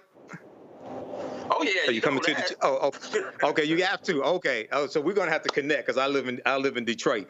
Okay. So Roland just played the interview he did with Quentin Fulks earlier, a deputy campaign manager for Harris-Walz, and I know you all are nonpartisan, but I wanted to understand. Explain how you all communicate policy when you are having these engagements, like especially these face-to-face engagements with people, and people saying, well, I voted in 2020, but we didn't get the George Floyd Justice and Policing Act. We didn't get the Voting Rights Act. I don't know if I'm going to vote today, okay? Because I hear things like that. How do you communicate policy and what is at stake for them to understand they need to vote in 2024? Yeah, and just as a side note, just to be clear, we are largely nonpartisan, but we do have C3, C4, and we have a separate PAC entity. So today, I'm speaking mainly in terms of our C3, C4 work. But you know, when we need to go hard in the paint, we can do that too. But yeah, you know, we actually just earlier today had one of those conversations that you talked about with sister that you know, she voted in 2016 and was disillusioned, and you know, and now she's like, you know, I'm not seeing, you know, all the stuff that I want to see get done. And so we had that conversation a lot. And one of the things I said to her just literally today, no more than an hour or so ago, was, look, you know, when we vote and we win some stuff and we get some power, guess what? We get some stuff done, right? And so we've been able to get some stuff done. We've been able to get student debt cancellation. We've been able to get infrastructure investment. We've been able to get a gun law, which wasn't the best or greatest gun law, but it's the first one in decades, and that means something to our communities, right? We get some stuff, but if we want to get more stuff, guess what we need? We need more power. And if we want more power, that means we got to come out and we got to, win more seats, right? We got to get a real majority in the Senate and not a fake majority, because you got two somewhat whatever non-team members in there. But we gotta get more power, and we gotta make sure that we're getting as much as we can. We gotta even push them after Election Day to make sure that we're getting all the things that we want. But there's only one way that we're guaranteed to not get anything that we want, and that's if we're not involved in the process. And so we have that conversation all the time, and the key is by really centering what it is that person is most concerned with, and showing them the connections in terms of like how things have gotten done or have not gotten done, and what changes we have the power to make. Absolutely. And the other thing that I think is important to explain to people is how to remove obstructionists. Why did we not get this? Why was President Biden's executive order on student loan forgiveness that would have helped 40 million people and lifted 500,000 African-American families from a negative net worth to a positive net worth? Why was that overturned by the Supreme Court? That's because of the 2016 election, and Donald Trump won by 78,000 votes, right? And he got 3 Supreme Court justices, and it was a 6-3 decision, okay? So I think it's also important to understand why something didn't happen and how to remove the obstructionists. It's always not about what somebody can do for you. It's also understanding how to stop and block what people are trying to do to you. So we have to vote also not just for a candidate, but against other agendas. Go ahead, Cliff. Right. Yeah, you're exactly right. And we say it all the time that, look, this is not a popularity contest, and this is not a referendum on whether this person is like everything you want them to be or achieve everything as you want them to achieve, but it's a choice. And it's a choice between the people that are actually trying to get something done for you and the people that are literally running on anti-blackness, right? And so, and you give me that choice, and that's really not a choice at all. Absolutely, absolutely. I want to go to my panel and see if they have any questions. We're going to start with Kelly first. Kelly, you have any questions for Cliff? Hi, Cliff. I guess my question is, as far as what Black Vote, are you going to be on the campaign trail with the Harris campaign at these HBCUs? What is the format? And are you able to list out which HBCUs they're going to be visiting? I can't list out which ones they're going to be visiting because we're not traveling with them. We can't travel with them and coordinate with them. Like I said, we wear many hats, and one of our hats we'll actually be doing actual independent expenditures in support of the Harris campaign. So we can't coordinate with them in terms of like traveling with them on campuses, but there's a lot of overlap. They've been to the AUC, the Atlanta University Center, Morehouse, Spelman, Clark. We do a lot of stuff there. Today we're in North Carolina. In fact, we were at Shaw yesterday, and some of the students said that that the campaign is going to be coming there in a couple of weeks. And I think maybe even had already visited there a couple of weeks ago, or even just a couple of days ago. And so there's obviously going to be a lot of overlaps, especially in some of those critical states. So like in Georgia, in North Carolina, in Pennsylvania. I'm sure that we've been to Lincoln several times, and I'm sure her campaign will be at Lincoln. And so so there's overlap, but we can't like travel with them and coordinate with them like that. All right, thanks, Kelly. Matt, did you have a question for Cliff? Yeah, I do. And first, let me thank you, Cliff, for the necessary work you do, brother, and for coming on and keeping us informed always. I guess my question to you is, what do y'all expect the impact to be in terms of with this $300,000 donation? I mean, I'm sure you have, but what do y'all think that's going to turn into in terms of how many people you interface with? What's your projected hopeful number of votes? What are y'all seeing in metrics in terms of that?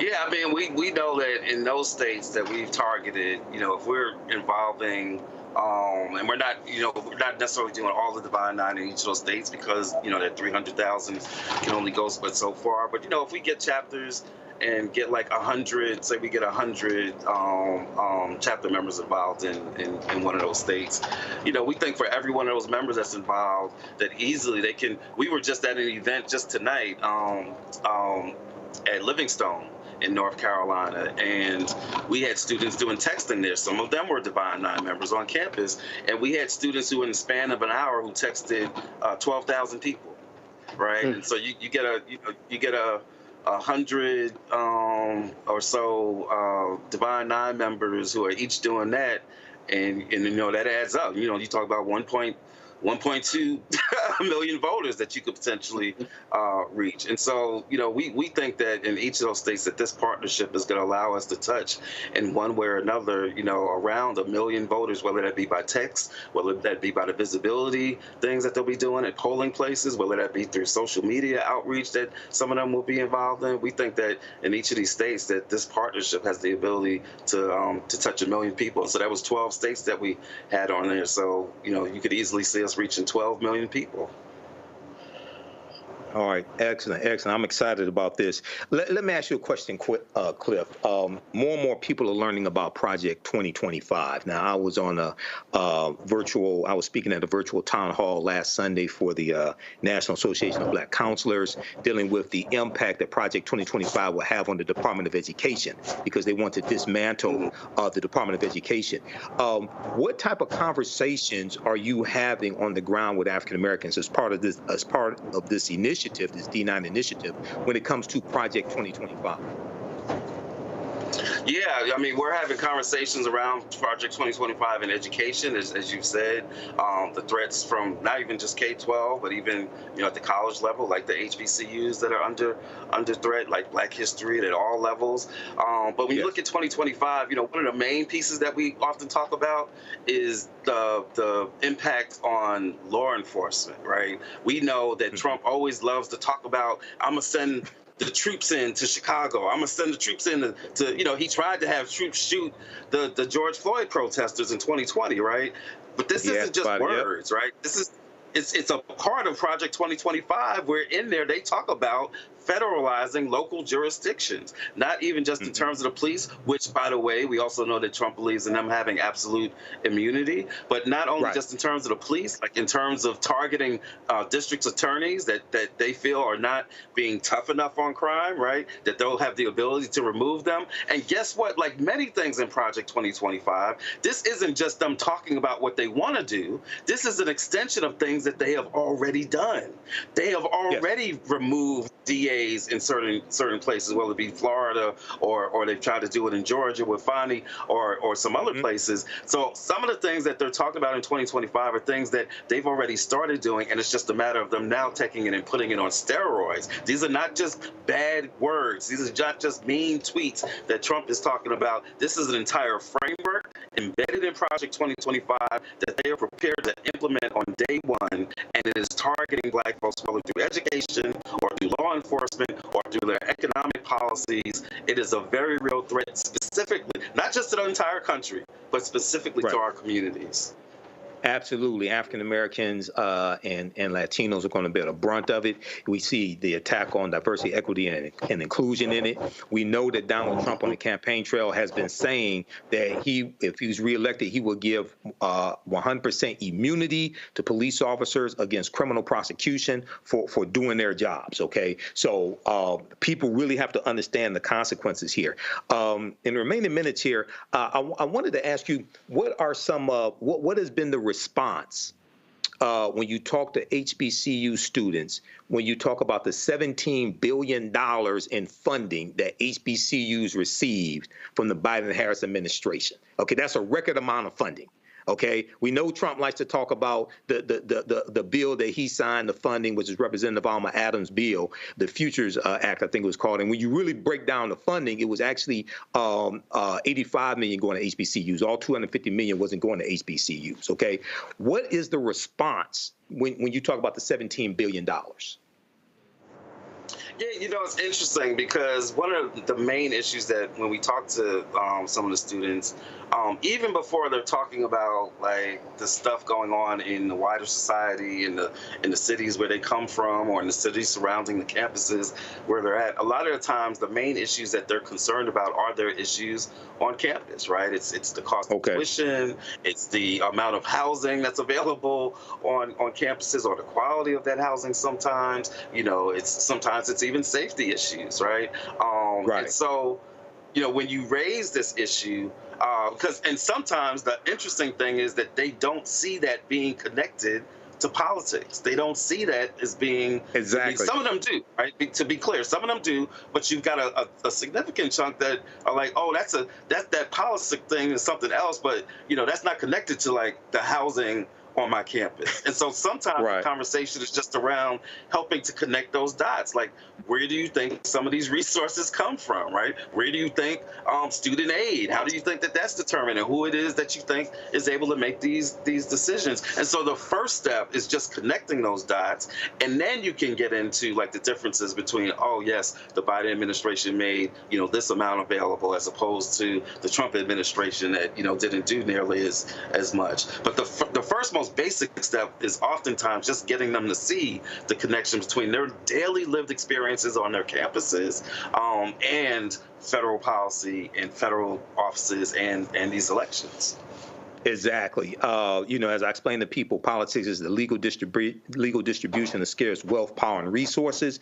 And one of the examples I give is the $1.9 trillion American Rescue Plan that was passed in March 2021. It brought us out of COVID. It distributed stimulus checks and $1,400 plus stimulus checks, which were larger than the ones that Trump signed. Okay, people, I still encounter people that think Donald Trump gave them some money, so this is why they want to vote for Donald Trump. But it saved the economy. It opened us back up, brought us out of COVID, things like that. So what are some of the maybe one or two key pieces of legislation besides the $17 billion for HBCUs that when you explain it to people, they say, oh, I had no idea this is where this came from? Like the $1.2 trillion American Rescue Plan. That funded 56,000 construction projects. What are one or two pieces of legislation that you hit people with and knock them out? I think that the student debt, often raises eyebrows, like people saying, oh, I didn't know, because they're so used to hearing nothing's been done on that, right? Right. And then when they hear $167 billion in student loan forgiveness for about 5 million people. Yes, right, go ahead. Right. So that raises some eyebrows and gets people talking about, oh, I didn't know that. The other piece, and this is really, really interesting, and this is particularly the case with the young brothers on the campuses, is the economic stuff. Because that is often one of the issues that particularly younger brothers feel like, not so much that, they like Donald Trump, but, when they talk about like what they think somebody might be better on, right? Like even some of the ones that say, oh, I don't like Donald Trump, he's racist, the abortions, like everything, right? They say, oh yeah, but I think he would be better on the money thing, right? And a lot of it is just because of like a lot of disinformation or assumptions, and sometimes gender-based assumptions, to just keeping it real, that it creates these perceptions of differences. So when we say things like, oh, well, did you know Biden-Harris achieved the lowest black unemployment rate? Or did you know that inflation that we're complaining about, that it actually didn't start under Biden, that it actually started under Trump because of some of his policies and the way that he handled COVID and the way that he, negotiated the oil deal and all that stuff. And so when we point out some of this, then they'd be like, oh yeah, I guess that does make sense. And then when you add into it talking about like the future policies, like the differences in Kamala Harris's tax policies, which is tax cuts, versus Donald Trump trying to do tariffs, which amounts to national sales tax. When you talk to them about like some of those policies or around the housing policies, when we talk about here, you got one person who discriminated against black folks in housing and another person who's trying to make sure that housing is more affordable for black folks. So when you get into the actual details, then people do say, oh, I didn't know that. The same way that a lot of people who didn't really know Kamala Harris's history as a DA and as pretty much as a progressive DA before we started talking about progressive DAs, right? Exactly. When you start explaining some of that, we get a lot of people that are like, oh, I didn't know that. I didn't know about the Back on Track program, So that really, it's a lot of disinformation and just a lot of lack of information. And we've come across a lot of people where, as you said, once we have a conversation, and that's the key part, you got to be having these conversations, right? Once we have the conversations, we get a lot of people like, oh, I didn't know that. Oh, yeah, I'm going to vote. Yeah, I think I've made up my mind about a candidate or whatever, whatever it is. But once they get good information, then they're able to make better decisions. We've got to be willing to have those conversations with them. And that's part of what we're hoping this Divine Nine partnership helps us with. Absolutely. Well, how can people find out more information? How can people find out where you're going to be, things of this nature?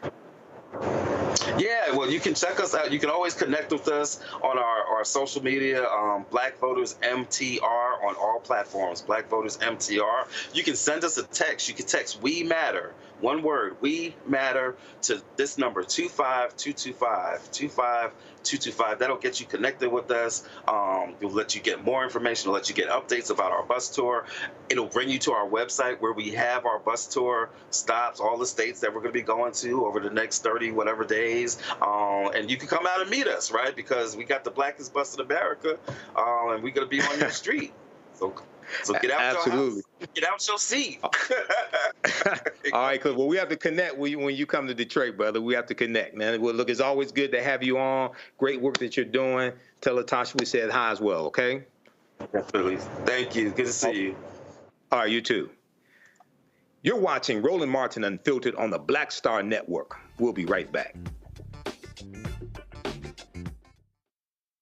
There's nothing socialist about Kamala Harris. Trump says Harris is a radical. I don't buy it. Conservatives have a supermajority on the Supreme Court. With a likely Republican Senate, those checks and balances will keep our country sane. If Trump wins, he could end up with total control. I'm a conservative. I don't agree with Harris on everything, but she was a tough prosecutor, and she put bad guys in prison. I voted for Donald Trump 3 times. I'm voting for Kamala Harris in November. And I'm voting for Kamala Harris this fall.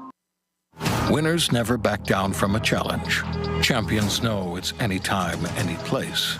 But losers, they whine and waffle and take their ball home. Trump now refusing to debate a second time. He did terribly in the last debate. He's so easily triggered by Kamala Harris. Well, Donald, I do hope you'll reconsider to meet me on the debate stage. If you've got something to say it to my face.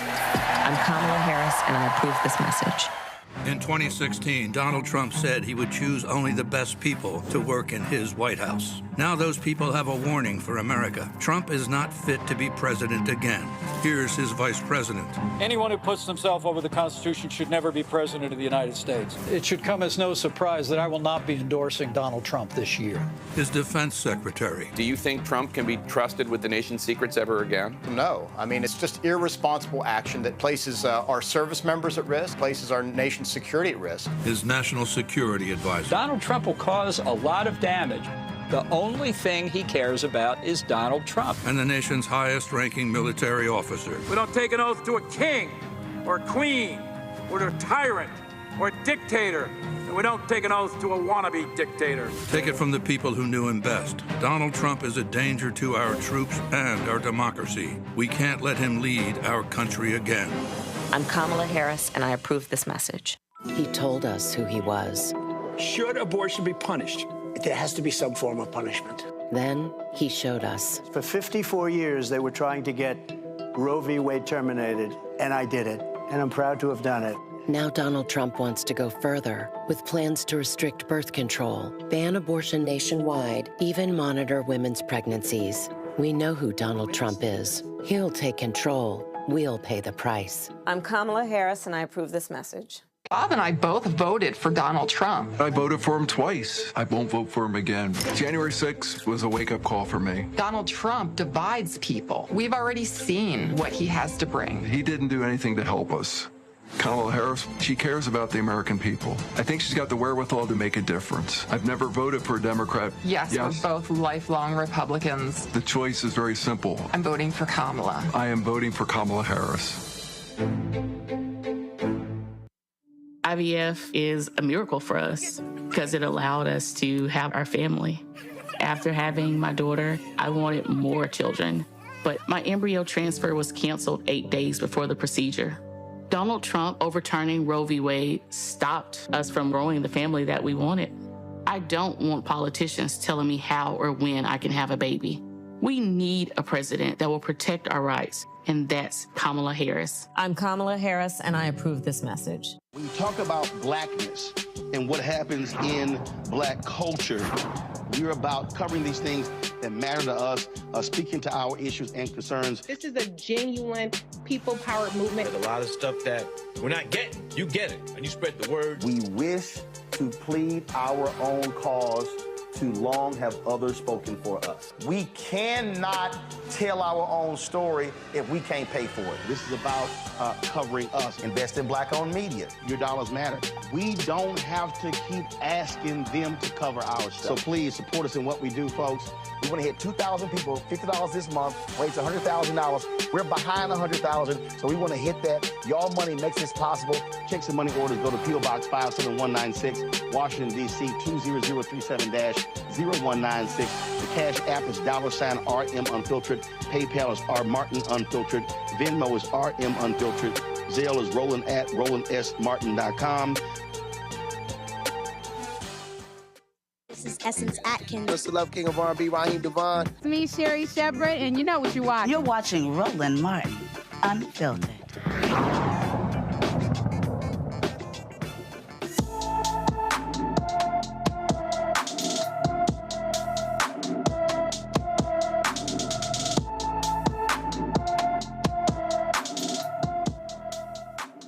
Asada Armand has been missing from her Beaufort, Georgia home since February 1st, 2024.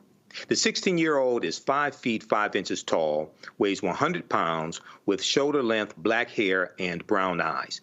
Anyone with information about Asada Armand should call the Gwinnett County, Georgia Police Department at 770-513-5700. More political ads dropped this week. This may be one of the best ads the Harris-Walz campaign has released.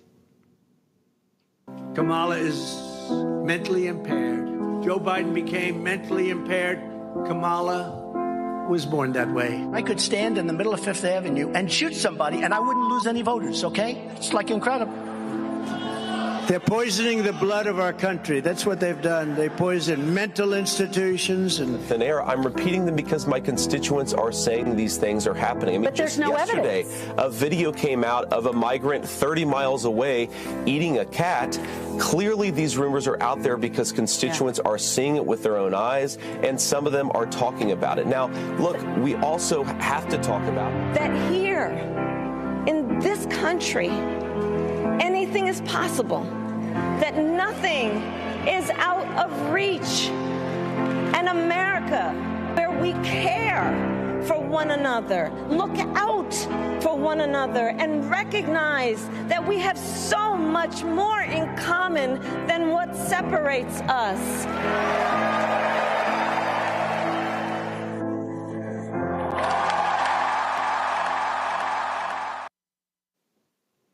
Now, that's a powerful ad dealing with the impact that a lot of this rhetoric, especially coming from the Trump campaign, has on children.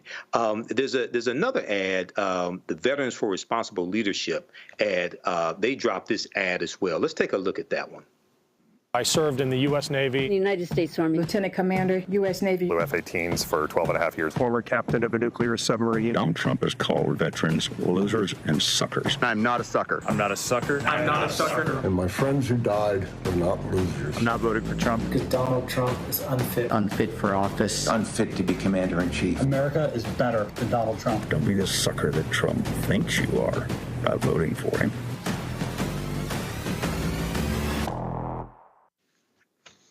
All right, that's another powerful ad, and I want to bring Matt in on this and talk about these two, and then we have one more to play as well. So far, Matt, what do you think about these two ads? One is showing the impact that this rhetoric has on children and showing a distinct difference between the Harris-Walz campaign and the Trump-Vance campaign. And another one, you have veterans who are basically saying they're not voting for Donald Trump.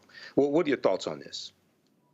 I think the ads are effective in what they communicate, but I don't know if they're effective in moving the needle to get somebody who's going to vote for Donald Trump to come over to the other side, or for people who are truly undecided at this point. Because the reason I say that is we've had so much evidence of the caustic rhetoric he's had when he was president, before he was president, after he's president, well before he ever considered running for president. So, you know, I like that it's strung together. I think for the few people whose heads are in the sand out there, they may be persuasive. But I'm worried that people who are inclined to vote for him are going to do so irrespective of that. So hopefully that has an effect on enough people to tip the balance, maybe in some states or in some precincts. But we're used to it. So that's kind of old hat. What I will say that is interesting, though, is one of my partners is actually a former Air Force aviator, and all the things those veterans were saying are exactly what he says in the halls of our law firm. Just that Mr. Trump is so unfit, and as a veteran that he's just, incensed that he would talk about people who put their lives on the line the way he has. So I don't know how large that contingent is in terms of voting, but I'm hoping that it turns into measurable effects in these battleground states and across the country, because it doesn't make sense that you get to beat the drum of national security all the time and then, denigrate the people who actually sacrifice for national security. It doesn't make sense. Well, we know that September 22nd, 2024, New York Times reported more than 700 current and former national security officials back Harris. These are officials who served in the Reagan administration, Bush administration, et cetera. And we also saw Donald Trump on the campaign, who tried to equate traumatic brain injuries that some in the military suffered, try to equate that to a headache. So it's clear that he does not respect the military. He only wants to use them as props, only wants to use them to his advantage.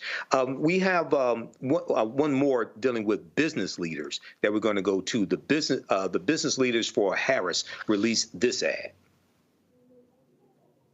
And partner at Greylock. The most important issue in this upcoming election is our economy. Voters want the candidate who's going to make it easier to get a job, buy a house, keep up with their household expenses. And a lot of people think that Donald Trump is that candidate. But here's the thing. Donald Trump's policies, his divisive rhetoric, and his disregard for stability in the rule of law would hurt our economy. Most CEOs I talk to agree. And that's why we started this project, Business Leaders for Harris, where I sit down with CEOs, founders, and business leaders to discuss why Kamala Harris is the right candidate to build a healthy, strong, and growing American economy. Now, I think that one right there is really powerful, especially targeting men who think that Donald Trump would be better on the economy because they think Donald Trump is a billionaire because of the TV show The Apprentice. We saw Magic Johnson today on the campaign trail for Vice President Kamala Harris, successful businessman, multimillionaire. What are your thoughts on this ad right here, business leaders for Harris, Matt? I think this is brilliant, especially because I think you hit the nail on the head, as you usually do. That's one of the things you hear from people who say they're going to vote for Trump. One of the first things they tout is he's a businessman. He knows business. He's going to make the economy good. Like, that's the drum they're always beating. So I think it's very, very, very important to have people who are in corporate leadership saying, he doesn't have the policies that are going to affect the economy. Now, it wouldn't be me if I didn't say some of that is ironic because we know that corporations get to run roughshod over the American people, right? So, some of it is a little bit self-serving, if we're honest. But I do think it's important rhetorically to get people into the fold for Harris-Walz, because that is almost universally the first thing you hear about Mr. Trump, is that he's got this business acumen and therefore he's going to be better for the economy. And if you have people who are big engines in the economy saying they don't believe that to be the case, that might be persuasive for a lot of people. Absolutely. I don't know a lot of business people who are successful, who say that Donald Trump is a successful businessman. We see that Mark Cuban has been doing interviews, owner of the Dallas Mavericks. We see Mark Cuban on the TV show Shark Tank, billionaire Mark Cuban. He's been speaking out about Donald Trump, talking about how harmful his policies will be. We know there was an excellent article from Black Enterprise about a week or so ago that broke down how the Vice President Kamala Harris' economic policies would be beneficial for African Americans as well. So I think it's going to take a combination of these type of ads, but also the work that people like Cliff Albright are doing and Latasha Brown as well on the ground. But when you have successful business leaders, you have close to 100 business leaders who have endorsed Vice President Kamala Harris and say that her economic plan is going to be better than Donald Trump's economic plan as well. When you have people who know this better than most of the people on cable news, things like that, coming out endorsing her, I think that's going to move the needle as well. So we'll see what happens. But we have 32 days, and the fight continues. We can do this. Okay. You're watching Roland Martin Unfiltered on the Black Star Network. We'll be right back. He told us who he was. Should abortion be punished? There has to be some form of punishment. Then he showed us. For 54 years, they were trying to get Roe v. Wade terminated, and I did it, and I'm proud to have done it. Now Donald Trump wants to go further with plans to restrict birth control, ban abortion nationwide, even monitor women's pregnancies. We know who Donald Trump is. He'll take control. We'll pay the price. I'm Kamala Harris, and I approve this message. Bob and I both voted for Donald Trump. I voted for him twice. I won't vote for him again. January 6th was a wake-up call for me. Donald Trump divides people. We've already seen what he has to bring. He didn't do anything to help us. Kamala Harris, she cares about the American people. I think she's got the wherewithal to make a difference. I've never voted for a Democrat. Yes, we're both lifelong Republicans. The choice is very simple. I'm voting for Kamala. I am voting for Kamala Harris. IVF is a miracle for us because it allowed us to have our family. After having my daughter, I wanted more children, but my embryo transfer was canceled 8 days before the procedure. Donald Trump overturning Roe v. Wade stopped us from growing the family that we wanted. I don't want politicians telling me how or when I can have a baby. We need a president that will protect our rights, and that's Kamala Harris. I'm Kamala Harris, and I approve this message. Kamala Harris has never backed down from a challenge. She put cartel members and drug traffickers behind bars, and she will secure our border. Here's her plan. Hire thousands more border agents, enforce the law and step up technology, and stop fentanyl smuggling and human trafficking. We need a leader with a real plan to fix the border, and that's Kamala Harris. I'm Kamala Harris, and I approve this message. Of 100 Republicans who worked in national security for Presidents Reagan, both Bushes, and for President Trump, now endorsing Harris for president. She came up as a prosecutor, an attorney general, into the Senate. She has the kind of character that's going to be necessary in the presidency. Vice President Harris is standing in the breach at a critical moment in our nation's history. We have a shared commitment as Americans to do what's right for this country. This year, I am proudly casting my vote for Vice President Kamala Harris. Former generals, secretaries of defense, secretaries of the Army, Navy, and Air Force, CIA directors, and National Security Council leaders under Democratic and Republican presidents, Republican members of Congress, and even former Trump administration officials agree there's only one candidate fit to lead our nation, and that's Kamala Harris. I'm Kamala Harris, and I approve this message. Hey, it's John Murray, the executive producer of the new Sherry Shepherd Talk Show. This is your boy, Earthquake. And you're tuned in to Roland Martin, Unfiltered.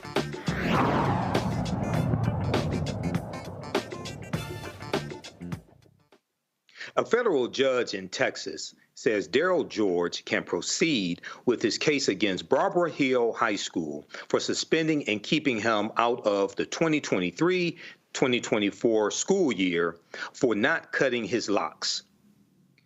George was suspended in the fall of 2023 for violating the school's dress code. George's hair, quote, fell below his eyebrows and earlobes, end quote. Joining us now is attorney Allie Booker, who represents the George family. How you doing today, Allie? I'm doing fantastic. All right, it's great to have you here. And I understand there's a update that you have for us in this case. Yes, the judge just handed down some pretty significant rulings in this case. And I would like to start off by saying happy birthday, Daryl George. Okay, happy birthday, Daryl. Yes, Go it's ahead. going to be a better day for these rulings that we just received. So the court denied the emergency relief only because Daryl is not there, so he doesn't need emergency relief. But the court has stated that at the time, whenever we are ready, they're ready to hear the case for the relief so that he can go back to Barbers Hill. That is significant. He did rule on that today, and he stated why he ruled on that today. And he said, because Daryl can come back, we are correct. He needs to hear that case because he doesn't want Daryl to go back and him not already handle the issue of injunctive relief. So that is a win for us. The second order that he handed down is regarding a motion for summary judgment, which is what we call a dispositive motion. It's a dismissal motion. The court denied their motion and granted our motion, stating that we are correct. We have a right to prove our case before the court tries to throw it. We have a right to prove our case before opposing counsel, Barbers Hill ISD, attempts to ask the court to throw our case out.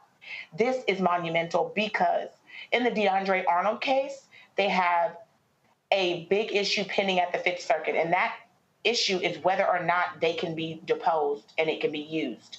So we will be moving forward with depositions. Okay, now, Allie, I know that this story has made national news. Okay, I remember hearing about it last year as well, and there have been updates here on this show. So the case that explain to us the case that you all are trying to make, okay? Because I know that the school is saying that his locks were below his eyebrows and his earlobes, and I remember reading before. He said, well, I'll pin my hair up. If I remember correctly, he would just pin his hair up so it wouldn't hang down. And for some reason, they said that's not good enough. So explain to us, if you can, the case that it is that you all are trying to make. This is the case we're trying to make. Long story short, there are two types of people that Barbers Hill ISD does not want in their school. I'm going to have to use flat language because that's the best way that I can describe it. One being thugs. Two, now we are understanding being probably LGBT or transsexual identifying students. So what they've done is they've created this rule stating that your hair can't hang down a certain length, which is preposterous to us because you need a certain length of hair in order to lock it up or in order to braid it. So what they're trying to do is effectively determine how a male is going to dress and or look in their school. Here's the problem. The problem is our gender claim survived. That means they have to prove that there is a reason behind their policy for gender. Meaning, if you say that your policy is to promote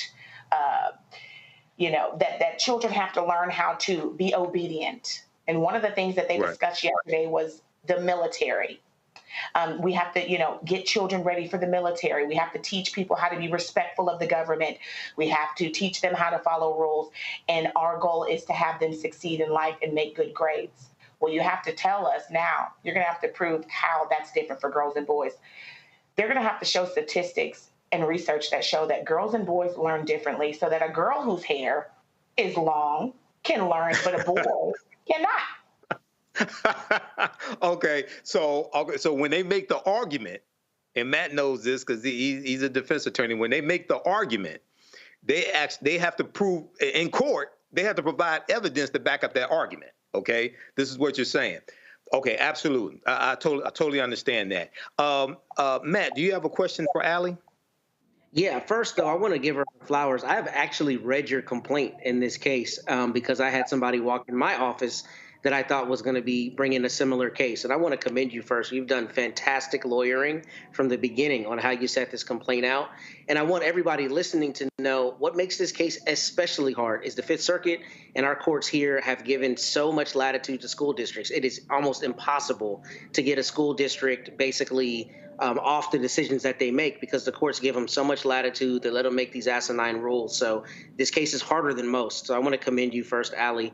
And my question to you is just how do y'all, first, how is the interplay between the Crown Act and any federal claims that you may have brought? How is that kind of being fleshed out right now in the summary judgment posture? And then secondly, what has the court said specifically about, why essentially they denied that motion for summary judgment? I know it's a scintilla of evidence and a small amount, but the reason I ask is these substantive and procedural due process claims in schools, they get so much latitude, they just pour them out all the time. I just lost a couple of them. So I know how hard it is to get there, and I'm interested in seeing what the judges' rulings have been in that respect. Yes. Well, first, I would like to say that the Crown Act, I have to say this right. I have to say it right. Technically, in the federal court, there's almost no place for the Crown Act, and I'm going to tell you why. The Crown Act is an act and a law that is for all races. Anyone can utilize it. It gives you race protection, but it's going to go along with anyone who commonly wears those types of hairstyles, so that we're not using a form of reverse racism, because we've had issues with affirmative action and things being overturned, and then trying to use equal protection against us, right? So when the law was written, they made sure not to typically use race, so that any race can use it, although it has race protection. So with that being said, it won't be within the claim now, right? Because we don't have a race claim, and technically the Crown Act doesn't protect only blacks. It protects anyone who has that type of hair, or anyone who needs to wear that type of hair, so that we could get around that reverse racism argument that we know they are going to try to throw out there. But the issue with the Crown Act is, and I tell people this, there's no carve out. They're trying to carve out an exception that doesn't exist. And we know, being lawyers, the way that laws are written, you have to put the exception within the law. So if you're looking at a Sikh, a Punjabi individual, a Navajo, in Barbers Hill ISD, and they have been deposed in the past, they're allowing those students to wear their locks long. And they may allow, yes, and they're arguing, although we don't have the evidence, that they have allowed other blacks to wear their hair long. Our thought process is those blacks are running underneath a religious exemption, but we don't need that religious exemption. That is the purpose for the Crown Act, because our culture is embedded in who we are, not necessarily a religion. We may be different religions, but we all wear locks and we're all spiritual, which is why there's no religious foothold to it. However, if you look at a religious exemption and you honor it and you don't make them cut their Navajo braids above the earlobes and whatnot, then you can't do it to someone underneath the Crown Act. So that's the implication on the state side behind it. Okay, so very quickly here, two quick questions came to mind. Number one, you mentioned that the school was saying they have the standards for the hair because people may go into the military, they're trying to teach them discipline, things like this, right? But the military, if I'm correct, has relaxed their standards on hair to at least some branches. Don't they allow braids now? You are correct. And it was complete. I couldn't believe they said it, because number one, Barbers Hill is a public school. It is not a military school by any stretch of the imagination. Yes, and it's not private. And people are forced to go there. I mean, if you don't go to school, you can wind up with severe consequences, and this is the law. Therefore, they can't impose these unreasonable restrictions on people going to a public school. And the problem is, I believe that Barbers Hill thinks that they forget that they're not a private school. And counsel is right. It's hard. I mean, we're fighting cases from the 1970s here. They've left schools alone for a long time. But one of the problems now is we are edging up and accepting differences now. And because of that, and you have children that are identifying different ways. And I honestly believe Barbers Hill wanted to get a jump on it. And they wanted to go ahead and start banning these particular children before it came to fruition, might I say. Okay, excellent, excellent. And the school, just for the record, the school does allow braids and locks, right? But they're saying that they can't be below your eyebrows or below your earlobes. Am I correct? that is their argument. But if that is the true argument, then we go back to what you started off with. Then why is him gathering it an issue? Right. If he puts the hair up, why is that an issue? Absolutely. Okay. So what are the next steps here in this case? You just came out of court. The judge, you have some new developments you just shared with us. What are the next steps in this case that you can share with us? We are going to have Barbers Hill look underneath every rock on Barbers Hill and give us the stats. They've already said that there are none, but we get a chance to ask them, and we want to see what statistics they're looking at, what research they looked at the time that they employed this rule, because it honestly doesn't make sense. I don't know the difference between girls and boys, and I don't understand why you would let a boy wear his hair long. A girl wear her hair long, but not allow a boy. To me, it doesn't make sense.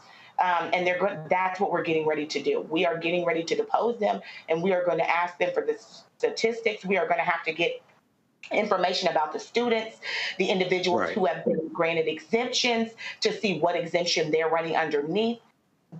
So now we are getting to the nitty gritty, and they will not like that. They have fought us tooth and nail in all cases of discovery. Well, Attorney Ali Booker, keep us up to date on this, and keep us up to date on this, because we know this is a big case. Okay. Yes, sir, will do. Can I ask one more question, Michael? I think we're out of time, Matt. I'm getting the wrap-up call. Okay. Quick question. Go ahead, Matt. Just the question real quick is, did y'all bring a Monell claim? And if so, how are they defending the constitutionality of this policy? And I ask because this is exactly rife for the idea that you can't, have an equal application, and you're going to have some constitutional issues. So is that a part of your case? I don't recall from your complaint. It is not, but they have raised it, and what they have stated is that just because they are a school, they meet intermediate scrutiny. So this will be very interesting, because that is not the law. Right. All right. Thank you. Okay, Attorney Ali Booker. Well, keep us posted on this case, okay? Yes. And happy birthday to Daryl as well. Absolutely. All right, Matt. Hey, thanks for hanging with us today, Matt. We know Roland had to leave early. Thanks for watching Roland Martin Unfiltered on the Black Star Network. I'm Michael M. Hotep. Holla. Have a great weekend. Folks, Black Star Network is here. Hold no punches! I'm real revolutionary right now. Support this man, Black Media. He makes sure that our stories are told. Thank you for being the voice of Black America, Roland. Stay black. I love y'all. All momentum we have now, we have to keep this going. The video looks phenomenal. See, this difference between Black Star Network and Black-owned media and something like CNN. You can't be Black-owned media and be scared. It's time to be smart. Bring your eyeballs home. You dig?